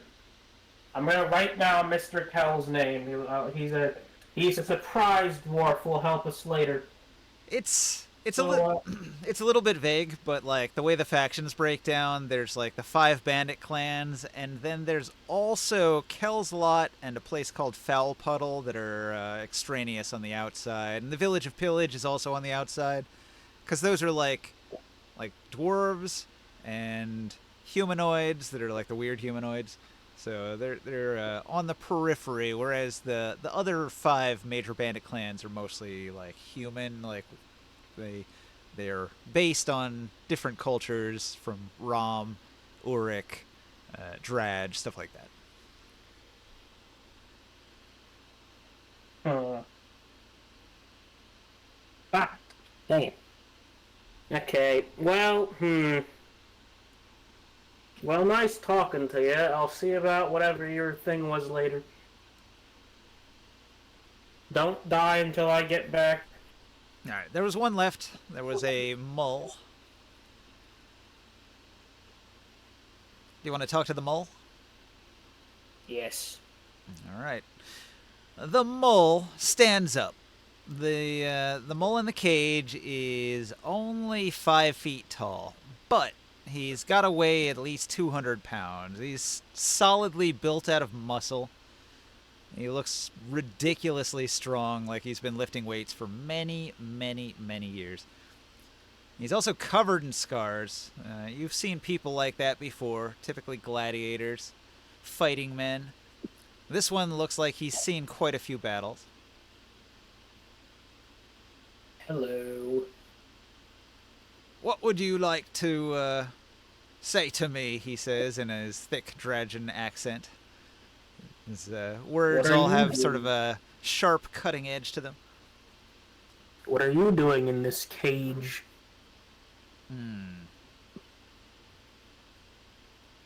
I was raiding, and I was defeated. Okay, why were you doing that?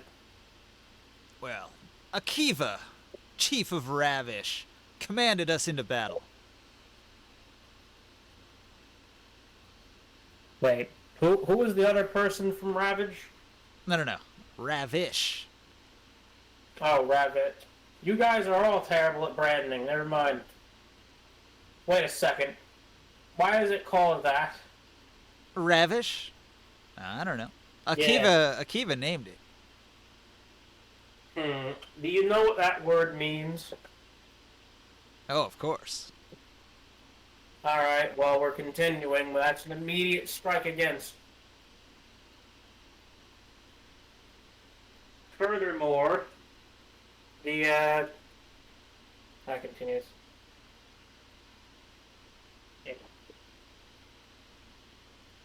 Yeah. Oh, okay, that aside, you just raided because they told you to. Do you have any, like, personal stake in that? Oh, I love war. Akiva said that we could have good plunder if we raided along the southern road. So we set up an ambush. When we popped out and demanded money, we thought we'd have 'em cold. But they had too many guards, and they were on those damn Crodlu. They circled around and flanked us. And in the skirmish, they managed to defeat many of my comrades. When you say you like war, do you like war or battle? He likes war. He likes to do battle and fight. It's all he's ever known, and it's all he's good at. Have you considered doing anything else? Like what? I don't know, smithing? Smithing. He's unfamiliar. You mean making weapons? I ain't got the talent.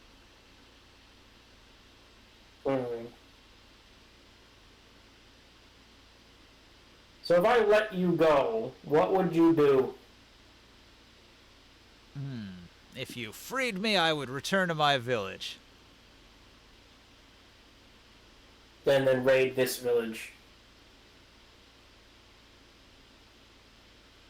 Well, he just follows orders.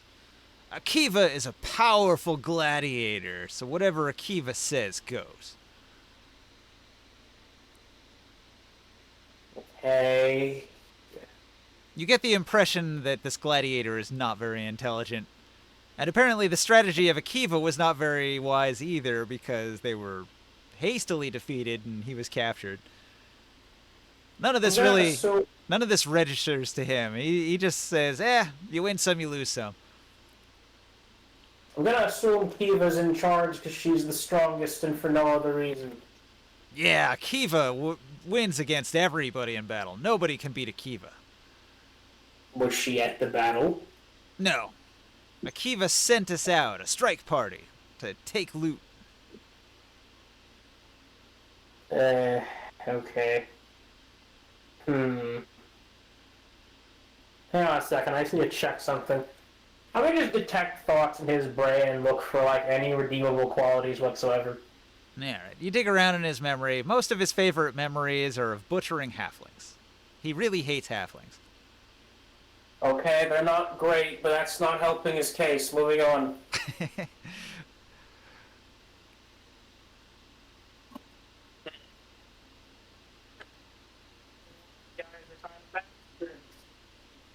Yeah, this is one of the more evil ones. They're all the evil ones, apparently, besides who might be, like, misled Marines. Yeah. The diplomat was pretty nice. The dwarf was a racist. The elf was a murderess.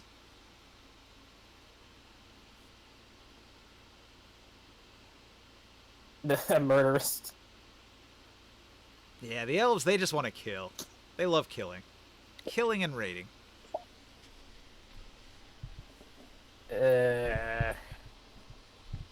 Alright, well, I guess I owe Miss Kieran an apology, because besides killing them, I can't think of much else to do. I know, right? They're probably doing the right thing, selling them into slavery. If you're not going to kill them, this is the next best thing. Most of them are terrible. They come from the bandit clans. The bandit clans are raiders and murderers, and they do crime and attack constantly. They're a big pain in the ass to everybody here. Defeating any of these bandit clans would improve your local renown, your fame, and popularity with the peoples. So as far as like progressing any of the NPC things to win their prizes, it would be helpful to defeat villages they don't like. What do you say, Heroes of Tyr? You want to become the Heroes of Kern, too? I am for that, but we still have pressing matters to deal with Kern. Maybe on the way back, if Korganard isn't opposed to it, we could go deal with some of these, particularly the that Dennis of Ravage, I think it was. Dennis the Ravager. Densis the Ever-Living. Dennis the man. Dentist the Ever-Living? Densis. Densis. Dens. Alright, that's slightly better. I might call him Dentist from now on, I'm not sure. Dense he is. He is dense.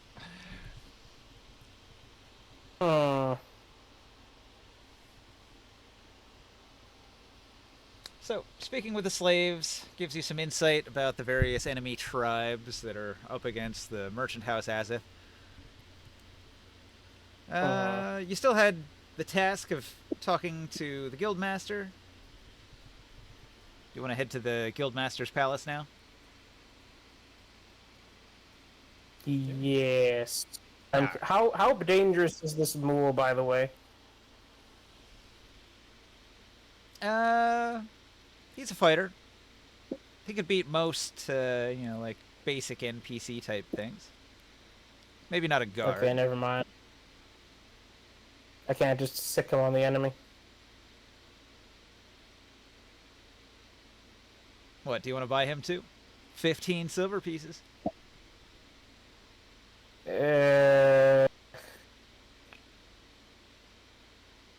He did not seem like a nice fellow. He is a very bloodlusted fighter.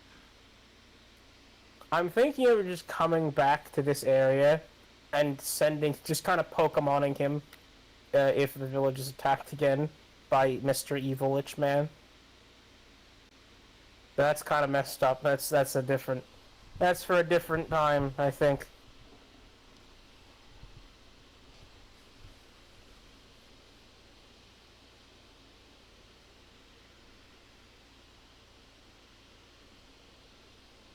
All right. So on to Bragus. Arriving at the palace, you're gonna meet with the guild master. Yes. Scrolling up in my notes here. 1 second.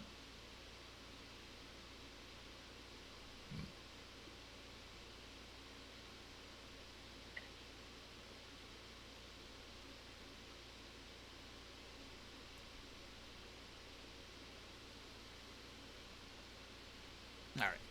As you approach the palace, you are going to see a black and gold colored High Templar. He has a flickering black flame longsword. He is covered in light desert robes, but they are matte black and covered in gold detail from his hood to his boots. Not a bit of skin is exposed.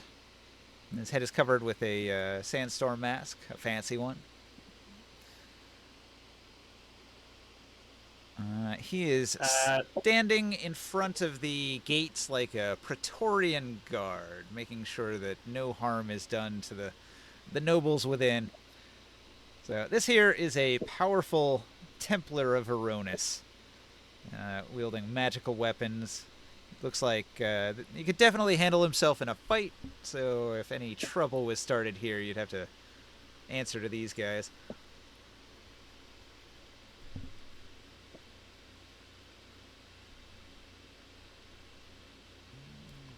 Where's my bag here?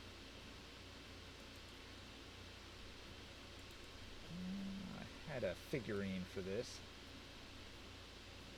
Not sure what I did with it, though. Eyes will help us later. Why does that tiger leopard demon thing over there? Why does that thing have breasts? Why not? Fair enough, I suppose. Wait a second. Hang on. Was the mole or the dwarf? Do one of them have orange hair? The dwarf, probably. Is that why Gotrek is down there?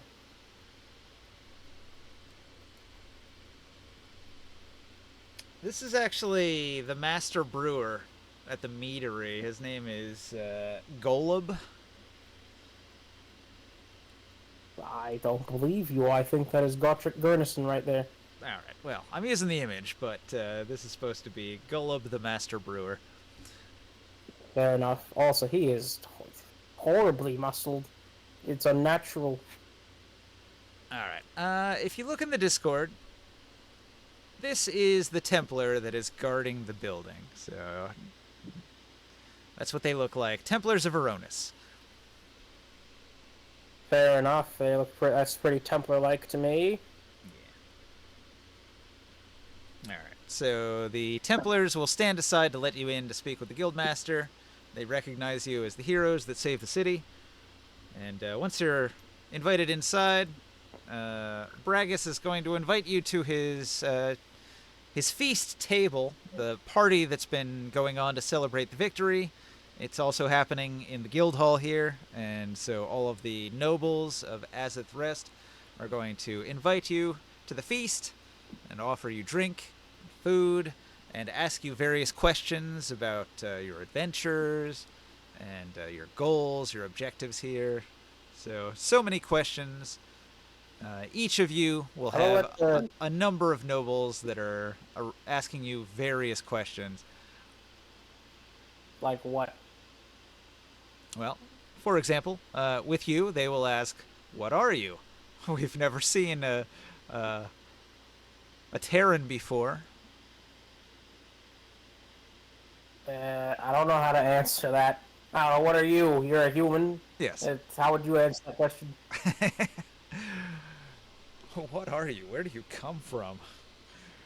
The South, in plains where trees grow freely. I bring insights into the future and knowledge of the ancient past. Are you going to tell them about the Dragon Crown Mountains at all? Sure, why not? All right. So you tell them about the extreme highlands. Are you gonna tell them about the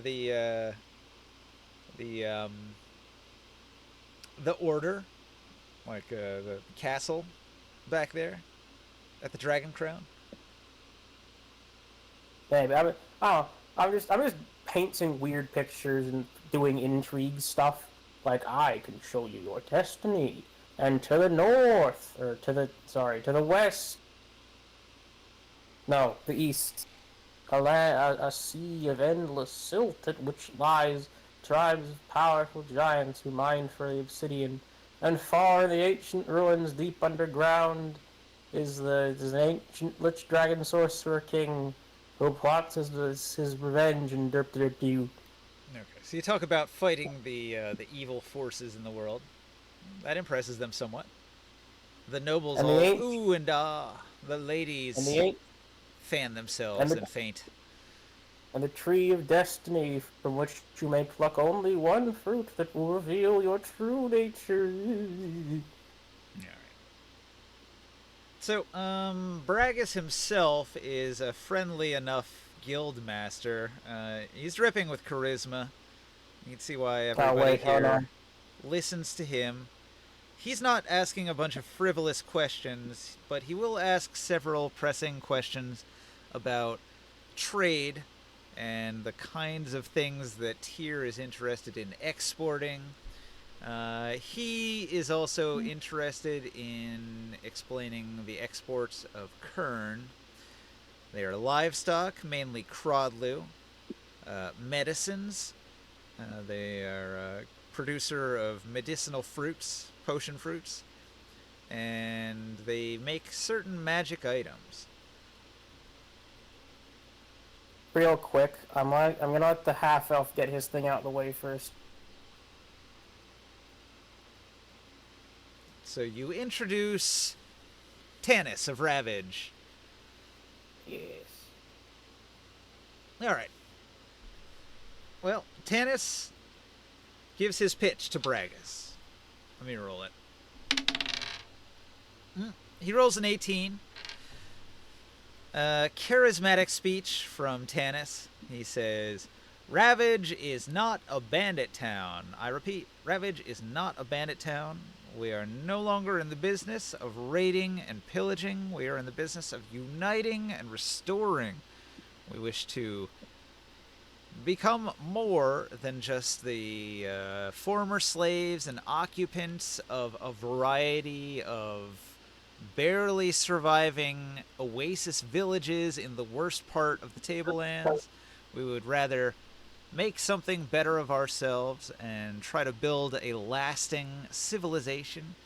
And in order to accomplish this, we want to partake in trade with Azith, the merchant house of Kern, and to be officially designated as not just bandits, so that misunderstandings like this don't happen again in the future, says Tanis.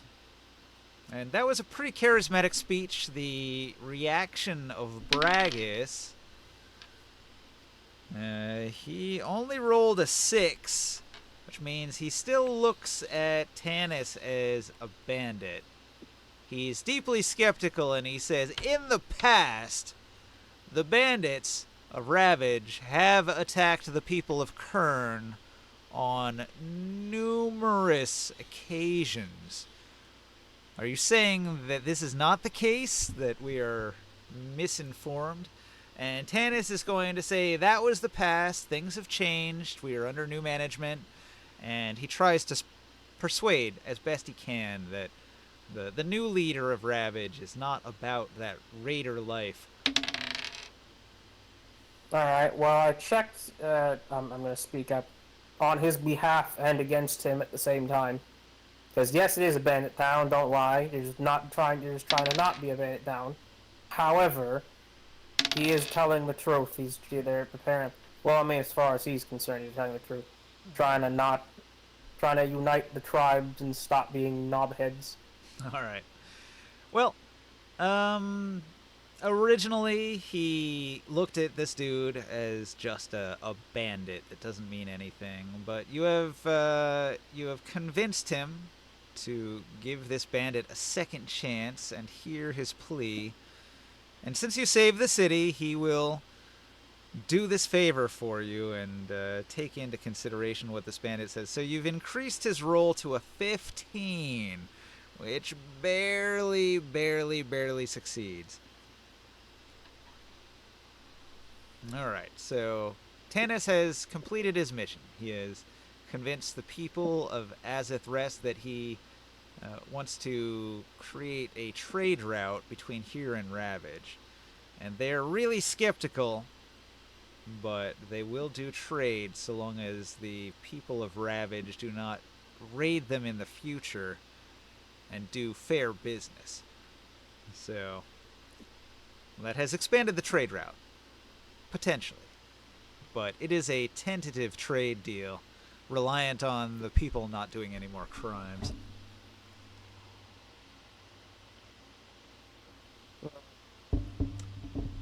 Tanis is happy, though. He's going to clap, and he's going to thank you. He says, I don't think I could have done this without you. You really saved my bacon there. Hooray. We did it. He's going to Who's ask out of Bragus character? if his belongings can be returned so he can make the return trip to carry the message. And Bragus nods his head and says, fetch this man his belongings from the storeroom. And sometime this later, is- he'll be re-equipped. Daryl is out of character. But like when they were planning on joining all of the bandit clans, they weren't necessarily being like, we're gonna stop being bandits after we join the bandit clans. They might like group up and I try to know. attack Az's Rest or something when they get I'm aware together. of it. However, I am prepared. This guy is okay. Here's my meta-analysis of the situation. This guy is the one semi-decent fellow amongst the sea of what freedom? Does that mean I can do more killing again? And my conclusion from that is that he is also a sneaky evil bastard. He's just cleaner, and that they're going to unite the tribes and trade with them for a bit, and then work together to be bastards. But that would provide us just the window necessary to take over proceedings, so to speak. So they're the lawful organizing kind of bandits instead of the chaotic murderous kind of bandits. You know, like what we did back home, you know, you take the mafia and then you just kind of tweak it a bit. They definitely were raiders in the past, but they seem to be trying to turn a new leaf. We'll see if this holds.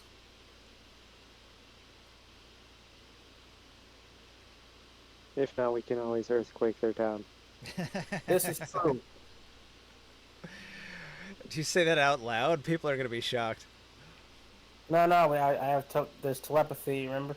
Ah, right. Okay. Just announcing I can earthquake the town might scare people. Bomb threat, panic. No, not their town, not this town. Right.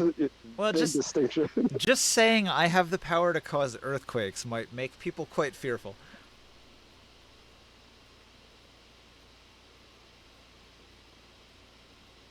Anyways, yes. We majorly have iron to trade. If that is what you guys would be helpful to you guys. Bragus nods his head enthusiastically. Iron. Yes. We could definitely use iron. If we could make better weapons, we'd be better defended against the threats that we face here. Hey guys, I'm not a trader. What does Tyr produce again? Tyr's main They have export iron is mine. iron. That isn't that. Iron and kegs. I think we also have, iron kegs. And do we have, now that we have kind of expanded our land, do we have like more farmland? Do we have surpluses of food too?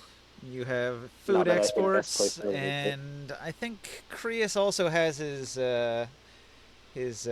religious people making crafts like statues as well. So some of that could be exported, holy symbols and other fire-like items. I think our town would be interested in trading, maybe possibly like crodlu and their honey for iron and such. Yeah. Alcohol is always a popular item as a trade item, and crodlu are extremely useful. You get enough of them, the well-trained ones, and you've got yourself a cavalry, which is quite useful in any major wars. Isn't it a Crawdadoo farm that Skywhale has? Nah, he has a Kank No, farm. we think. So Kanks are giant beetles, and Crodlu are more like Yeah, that's a ostrich that you can ride, like a Chocobos. chocobo. Yeah, a little less like a chocobo, more like an ostrich. With the war Crodlu almost start to get in the feathered velociraptor territory because they do have some claws and stuff. I think I had one at some point. Yeah, Yeah, a few. and they're featured prominently in the artwork. I wonder if I've got one here. You got a couple figurines on the table there.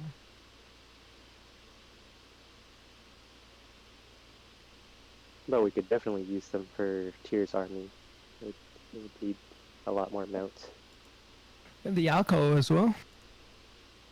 Well, not for the army, but All right, there's a for Crodlu. Tyr. You see that orange thing there?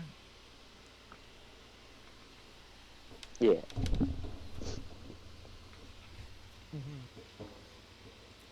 So a big lizard-like thing with a saddle on it. It walks on two legs. Oh. Bless you. I,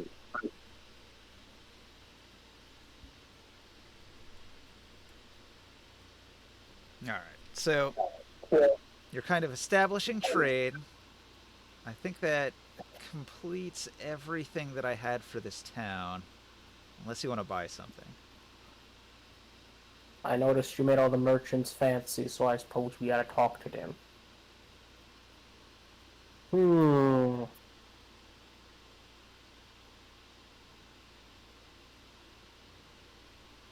still no Skywell in the last half hour of the game.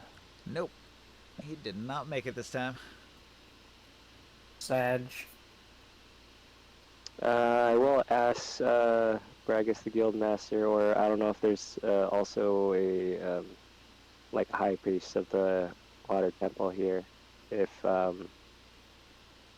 there would be water priests that could maybe join us around as we travel around the world. And we would like a representative at Tyr, the free city. We are trying to bring, have a sort of equal elemental citadel or something, if you will. They could ask. Maybe one will volunteer. Okay. We might return on our way back down from Kern, so we'll see about that later then. The ladies of the pools are quite duty-bound, though. It's unlikely that they will wish to leave.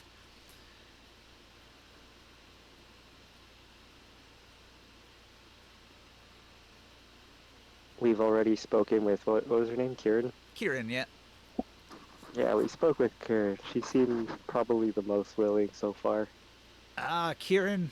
She has a willful nature, and she seems uninterested in the normal duties around the pools here. Yeah, it's possible she could be the one.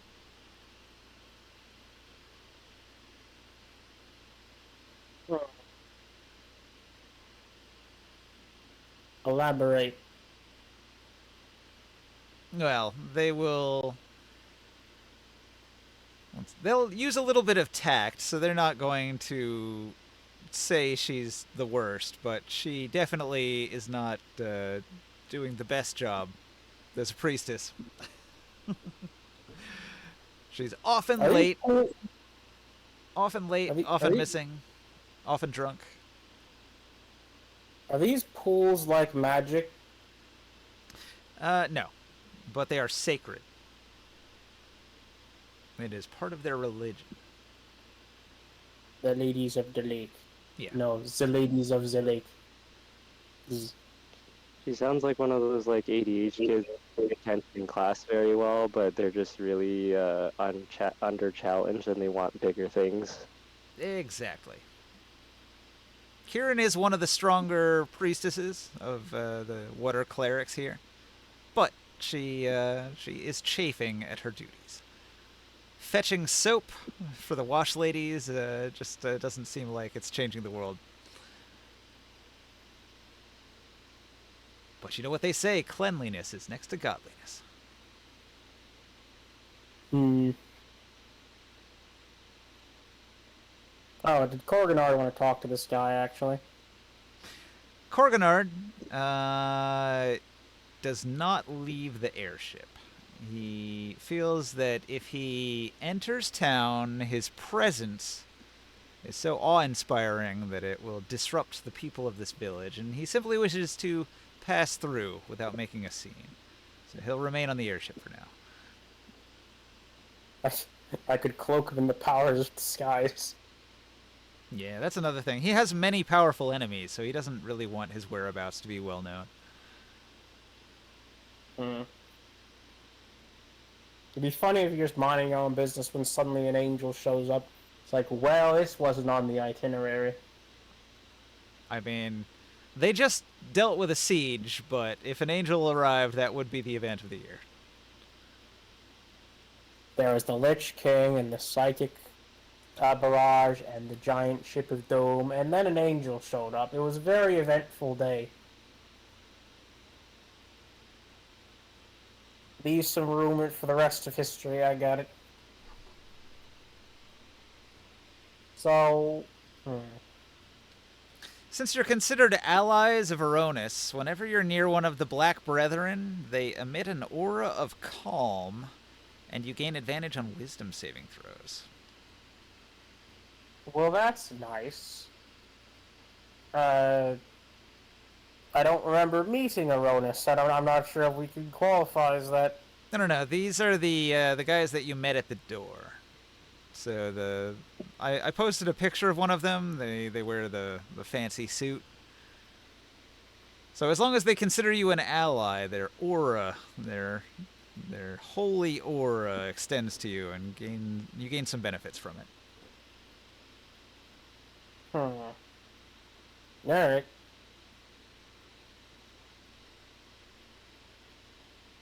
Let me think. Another strange thing about them is they carry a book.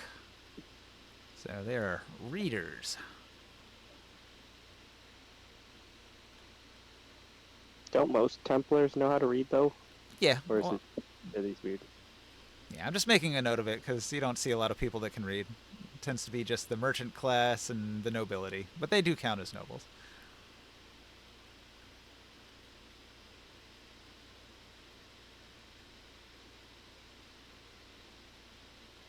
Also, if you try to read their minds, you're unable to. They're immune to mind reading. Boo, that's my best trick. Now But- I'm gonna have to actually talk to them. Boy, that's a double whammy. They are a black hole that you can't sense, but while you're near them, you feel good. You feel calmed. Okay, that's pleasant. Well, that's also what I expect if something was trying to steal my brains. It makes them ideal peacekeepers because they exude a radiance of calming influence. It's a psychic effect. You can tell that it's psychic. An influential psychic aura. I'd calm them back, but I'm running low on those spells.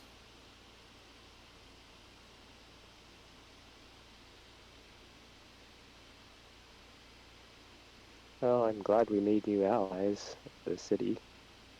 Yeah. But we really can't prolong our stay. We do have somewhere we need to be. All right. Well, after enjoying the celebration, I was gonna ask, do you guys want to buy a whole bunch of wood because your ship got wrecked? Yeah, probably. Although I've spent a bit of money actually, so I don't want to be the one to do it. Someone I else. thought I thought they were offering the wood to repair our ship for free because we helped save the city. Uh, it would be a lot. Let's see. Wood. It's kind of expensive out here.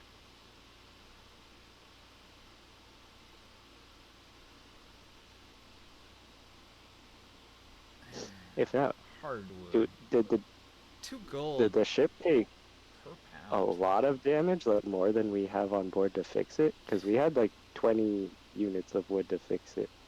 I looked at the rules, and each piece of wood fixes 1 point of damage, so you need like 160 of them. Holy shit. You're better off just finding some trees and cutting them down. It would be super expensive to buy the wood, especially here because it's rare here. We're gonna have to go steal some. I just recommend you don't bring your airship into any more combats because it took a hammering from those magic rocks. Did it even Yeah, help? those are crazy magic rocks. You don't encounter stuff that can hit your airship too often, so it's probably not a major problem. That was a rare, crazy magic item. Because you were up against a high-level defiler who can make crazy magic items.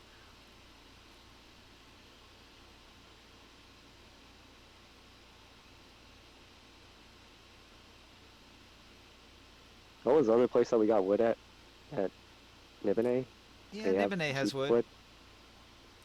The people here will say if you don't want to buy the wood that they have here, you can get it cheaper if you go to Winter's Nest. The Arakakra have quite a bit of wood, but they're hard to negotiate with. So, good luck.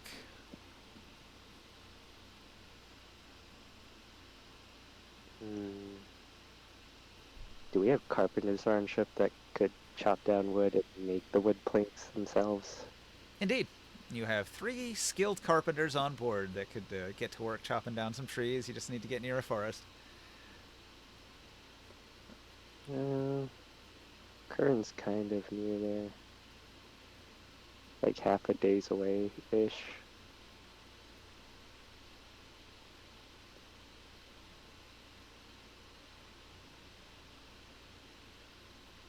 We could just make the emergency repairs with wood that we have on hand and then go to Kern, I think. And then have the people fly the ship over there and make repairs in the forest.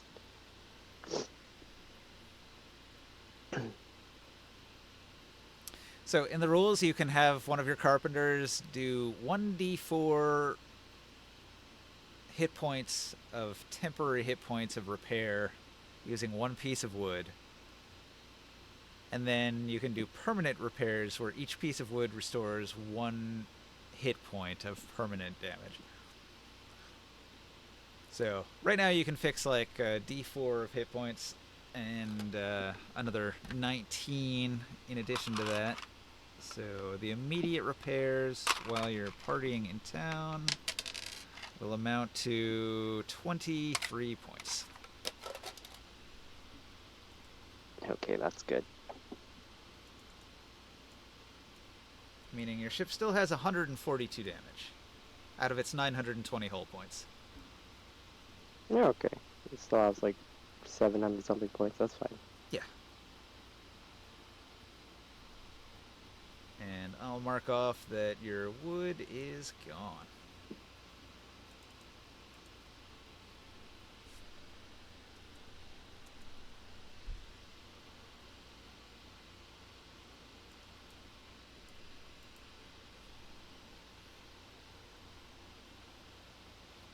Do we have a lot of cargo space? Sure. Yeah, tons.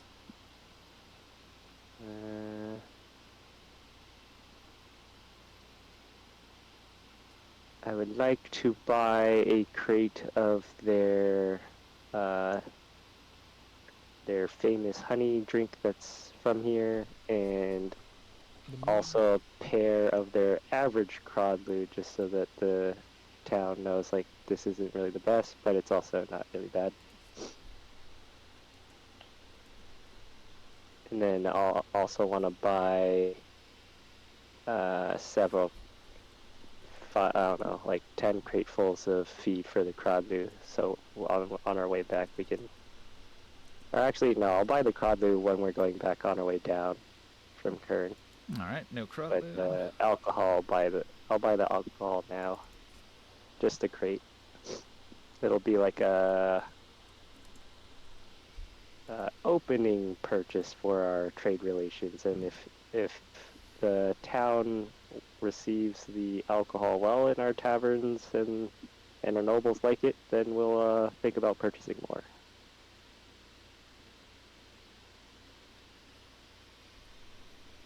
Okay. How much would crate of this thing cost? Let's see. They have 46 bottles of palm wine that are 70 CP each. Total value 3,220 CP. Do you want to buy that whole stack? How much does that sell for in here? Let's see. What else do we got? We got at the meadery. They got the 40 bottles of Weser honeyed mead. That's 120 CP. Honey barley. Can you put the total in Discord?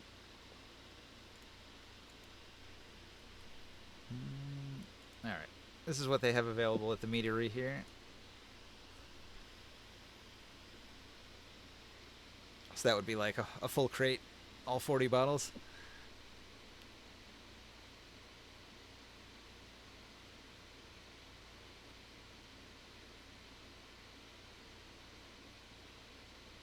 Hello?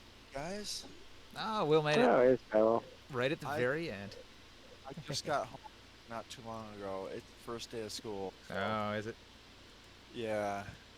I Oh. I left at like 9:30, got home like I don't know, 45 minutes ago. I had a chance to eat and everything, do dishes. So sorry about that. I don't want to keep interrupting, but Yeah, you're good. my apologies. You're good. Yeah, so I paid the 1 gold and 2 silver. We can put the honey and mead in the hull of the ship inventory. Yeah, I put a note.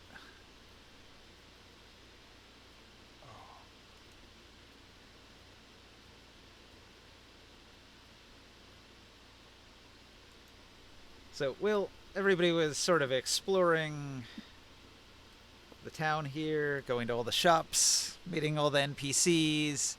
A lot of the time was spent interacting with the slaves, which turn out to come from the various bandit clans here. So, The northwest. yeah, Taro was able to interrogate a bunch of them and gather a bunch of information about the different bandit clans. They're very different, the way you explained it before. Like, drastically different, these bandit clans. The way Yes. they run. Each one is fairly unique. So, let's see. We found out that Kel's... About as unique as like different towns in Fallout. It's just like, you know, one is all benevolent, the other one is terrible. Like, yeah, I'm sorry. So very quickly, what we learned is that Kel's lot is full of racist dwarves. The village of Pillage is full of humanoids, various, miscellaneous humanoids, not the normal ones, but the monstrous ones. We've got the elven town of Wrath, I think. You've got Ravage, which is trying to unite all of the villages in the glowing desert using diplomacy and trade. Ravish is the elven one. The ravishers of the elven village, and they're obsessed with death and murder, so they're really bad. Wait, hold on. Which one was that?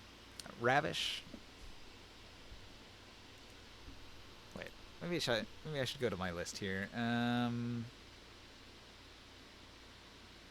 Okay, the Bandit Kingdoms of the Glowing Desert. We've got Ravage, Ravage, which is the Jewel of the Glowing Desert. That's the one that wants to do trade and unite. They seem alright. Then you've got Spoil is where Densis the Defiler came from, so you know that they're terrible. They're probably the worst of the bunch. And they're also the closest. Hold on, can you? I'm writing this down. You want to repeat that most? And then after Ravage, you're talking about who? The second one is Spoil. That's where the Defiler that attacked this town came from. So Spoil is the Defiler's oasis.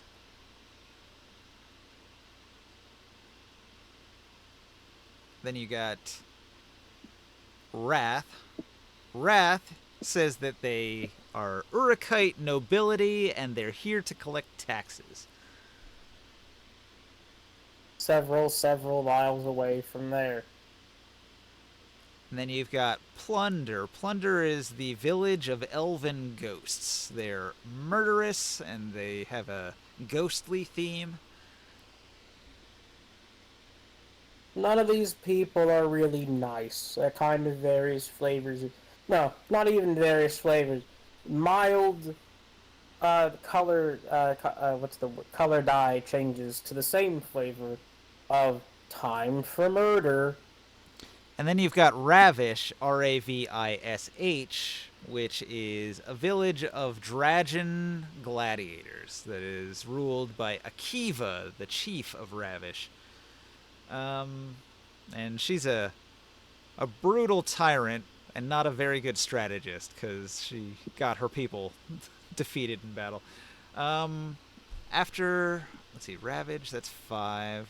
Or Ravish, I should say. After that was Kelslot, which is the Dwarven supremacists. Alright, so that's a quick overview.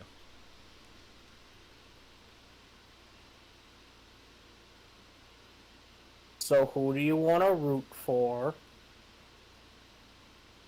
Well, if I was anyone but Orin, I would be rooting for Ravage, the traitor type, but I hate them too. Well, fortunately for you, I bought one of them and then immediately let him go. Pillage is just humanoids, but what else is there about Pillage? Anything notable? The village of humanoids is populated by Terex, Surins, Thrycreen, Nikal, Silt Runners, Braxits, Barogues, Dwarves, and, like, one human. Just the one. The most It's noteworthy very thing... metropolitan. The most noteworthy thing about Pillage is the Surins. It's got lizard men, which you don't find elsewhere. The lizard. Like on Forgotten Realms, they would just be called the Lizard Man, but here they're called Surin. Oh, that's neat. Okay, but that seems to be like if they've made that work, that's about as cosmopolitan a town as I can imagine. Yeah. And if it works there, that's like pretty impressive. It is the Village of Monsters. Village of Monsters, you say? Okay. Yeah, Like that many of the civilized city-states they would consider like Terex and Braxit and Barogues to all just be sort of desert monsters. Because yeah, they're lightly civilized, like right? They're kind of like four-armed, mentally challenged giants, right?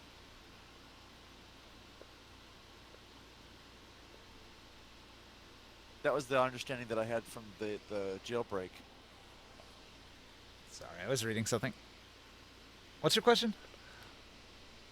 Baroque are like barely intelligent, like barely civilized, like Yeah, four-armed they're giants, four-armed mentally barbarians, very uncivilized. Okay. And Terex Okay. are also pretty brutal. You haven't encountered any of the Surins yet. The Thrycreens, they're fairly alien, but they can be reasoned with if you're not an elf. That's something. There's no elves in Pillage. There's a lot of Thrycreen, and Thrycreen eat elves, and the elves are at war with the humanoids of Pillage, so you can see there's some animosity there between the Thrycreen and the elves. Maybe if the elves stopped being bastards. Yeah, they're not very nice. But Maybe also, if the Thrycreen stop being bastards. yeah, I mean, the Thrycreen want to eat their elf brains. It's a delicacy for them. Okay, I can't. Well, they'd have more assistance in not having their brains eaten if they stopped being bastards. Yeah. I'm with Junithu on this one. Apparently, Pillage is troublemakers. It says the mixture of races makes a volatile brew. The leader turns his followers' angry flames outward. So they're constantly a problem for everybody else, and that's how they maintain their solidarity. Because they kill each other as much as they kill everybody else. Well, they kill everybody else more. That prevents them Oh, from really? killing each other. Oh, well, okay. Well, good job. Solidarity through violence to everybody else. Ravage is mostly traitor type, but they're nice with everybody. No, Yeah, they're not. they are saying that their goal is to unite all of the bandit clans and to do trade with the wider world. So that they don't want to be considered just a bandit clan in the middle of a barren, worthless desert. They want to actually be considered like a for real town.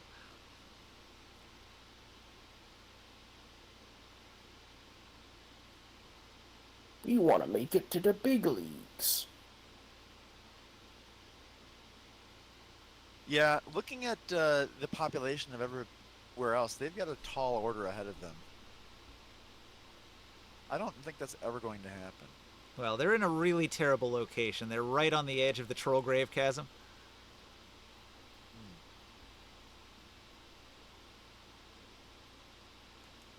And everybody around here is going to warn you not to go anywhere near Trollgrave. They'll warn you about the terrible undead trolls that lurk there.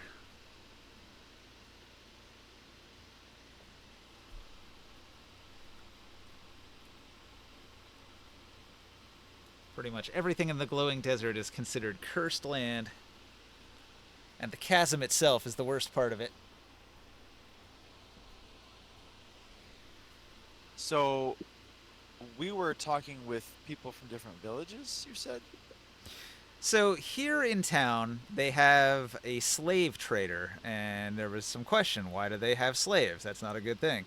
But upon further investigation, it turns out all of these are criminals, and rather than execute their criminals, they just make them slaves and sell them to Dredge. So all of the slaves that they're selling each came from one of the bandit tribes nearby. They had been defeated or captured, and they were just doing their time, their prison sentence. Of forever. Or is it indentured servitude? But see, like, everybody out here is an escaped slave. So even if they're a slave today, they might escape and find their freedom again. Yeah. Okay.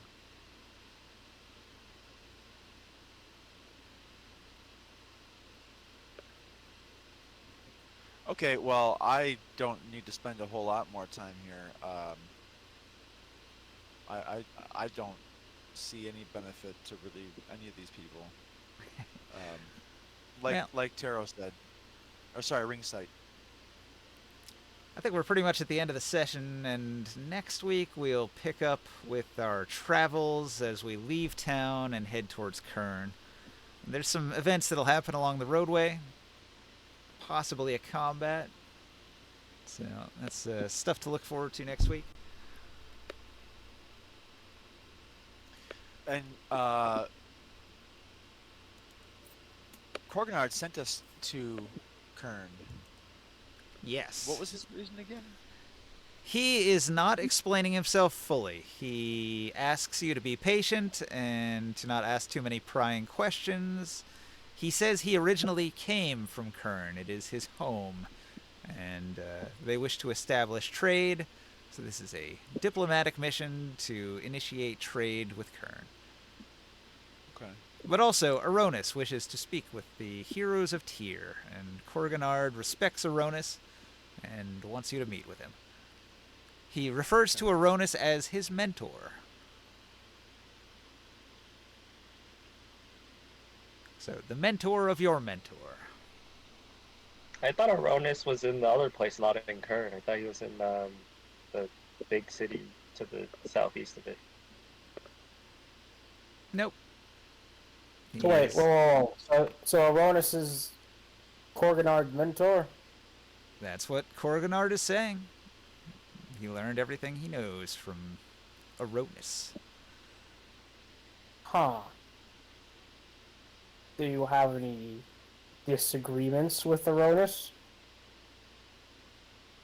He'll ask that you understand his hesitance to speak openly. These things should be told in person by Aronis himself when we meet.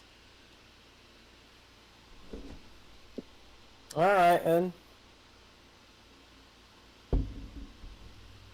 This is getting more interesting by the second. Yeah, there's a lot going on in this Kern region. How is trade gonna work? For one, all the way out here. I mean, we're like past the road of fire at this point. That's what makes trade so juicy. The road goes Yeah. past Dradge, so the main thing is you have to maybe have an agreement with Dradge that they're not going to raid your trade caravans. Well, that's part of it, but also all these bandit kingdoms are going to be just going nuts after our.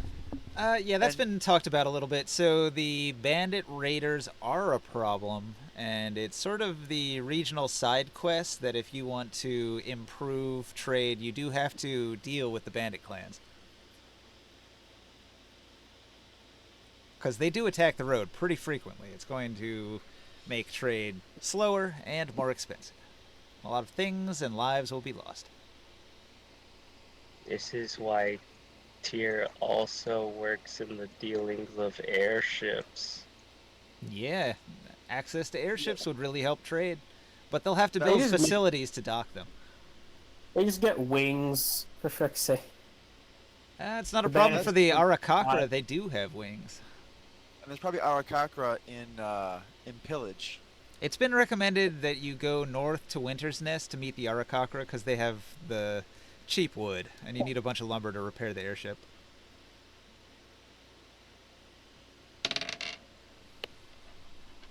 So that's something that you can get to maybe after visiting Aronis. Which might happen at the end of the next session. Depending on how long it takes you to get down the road. Huh.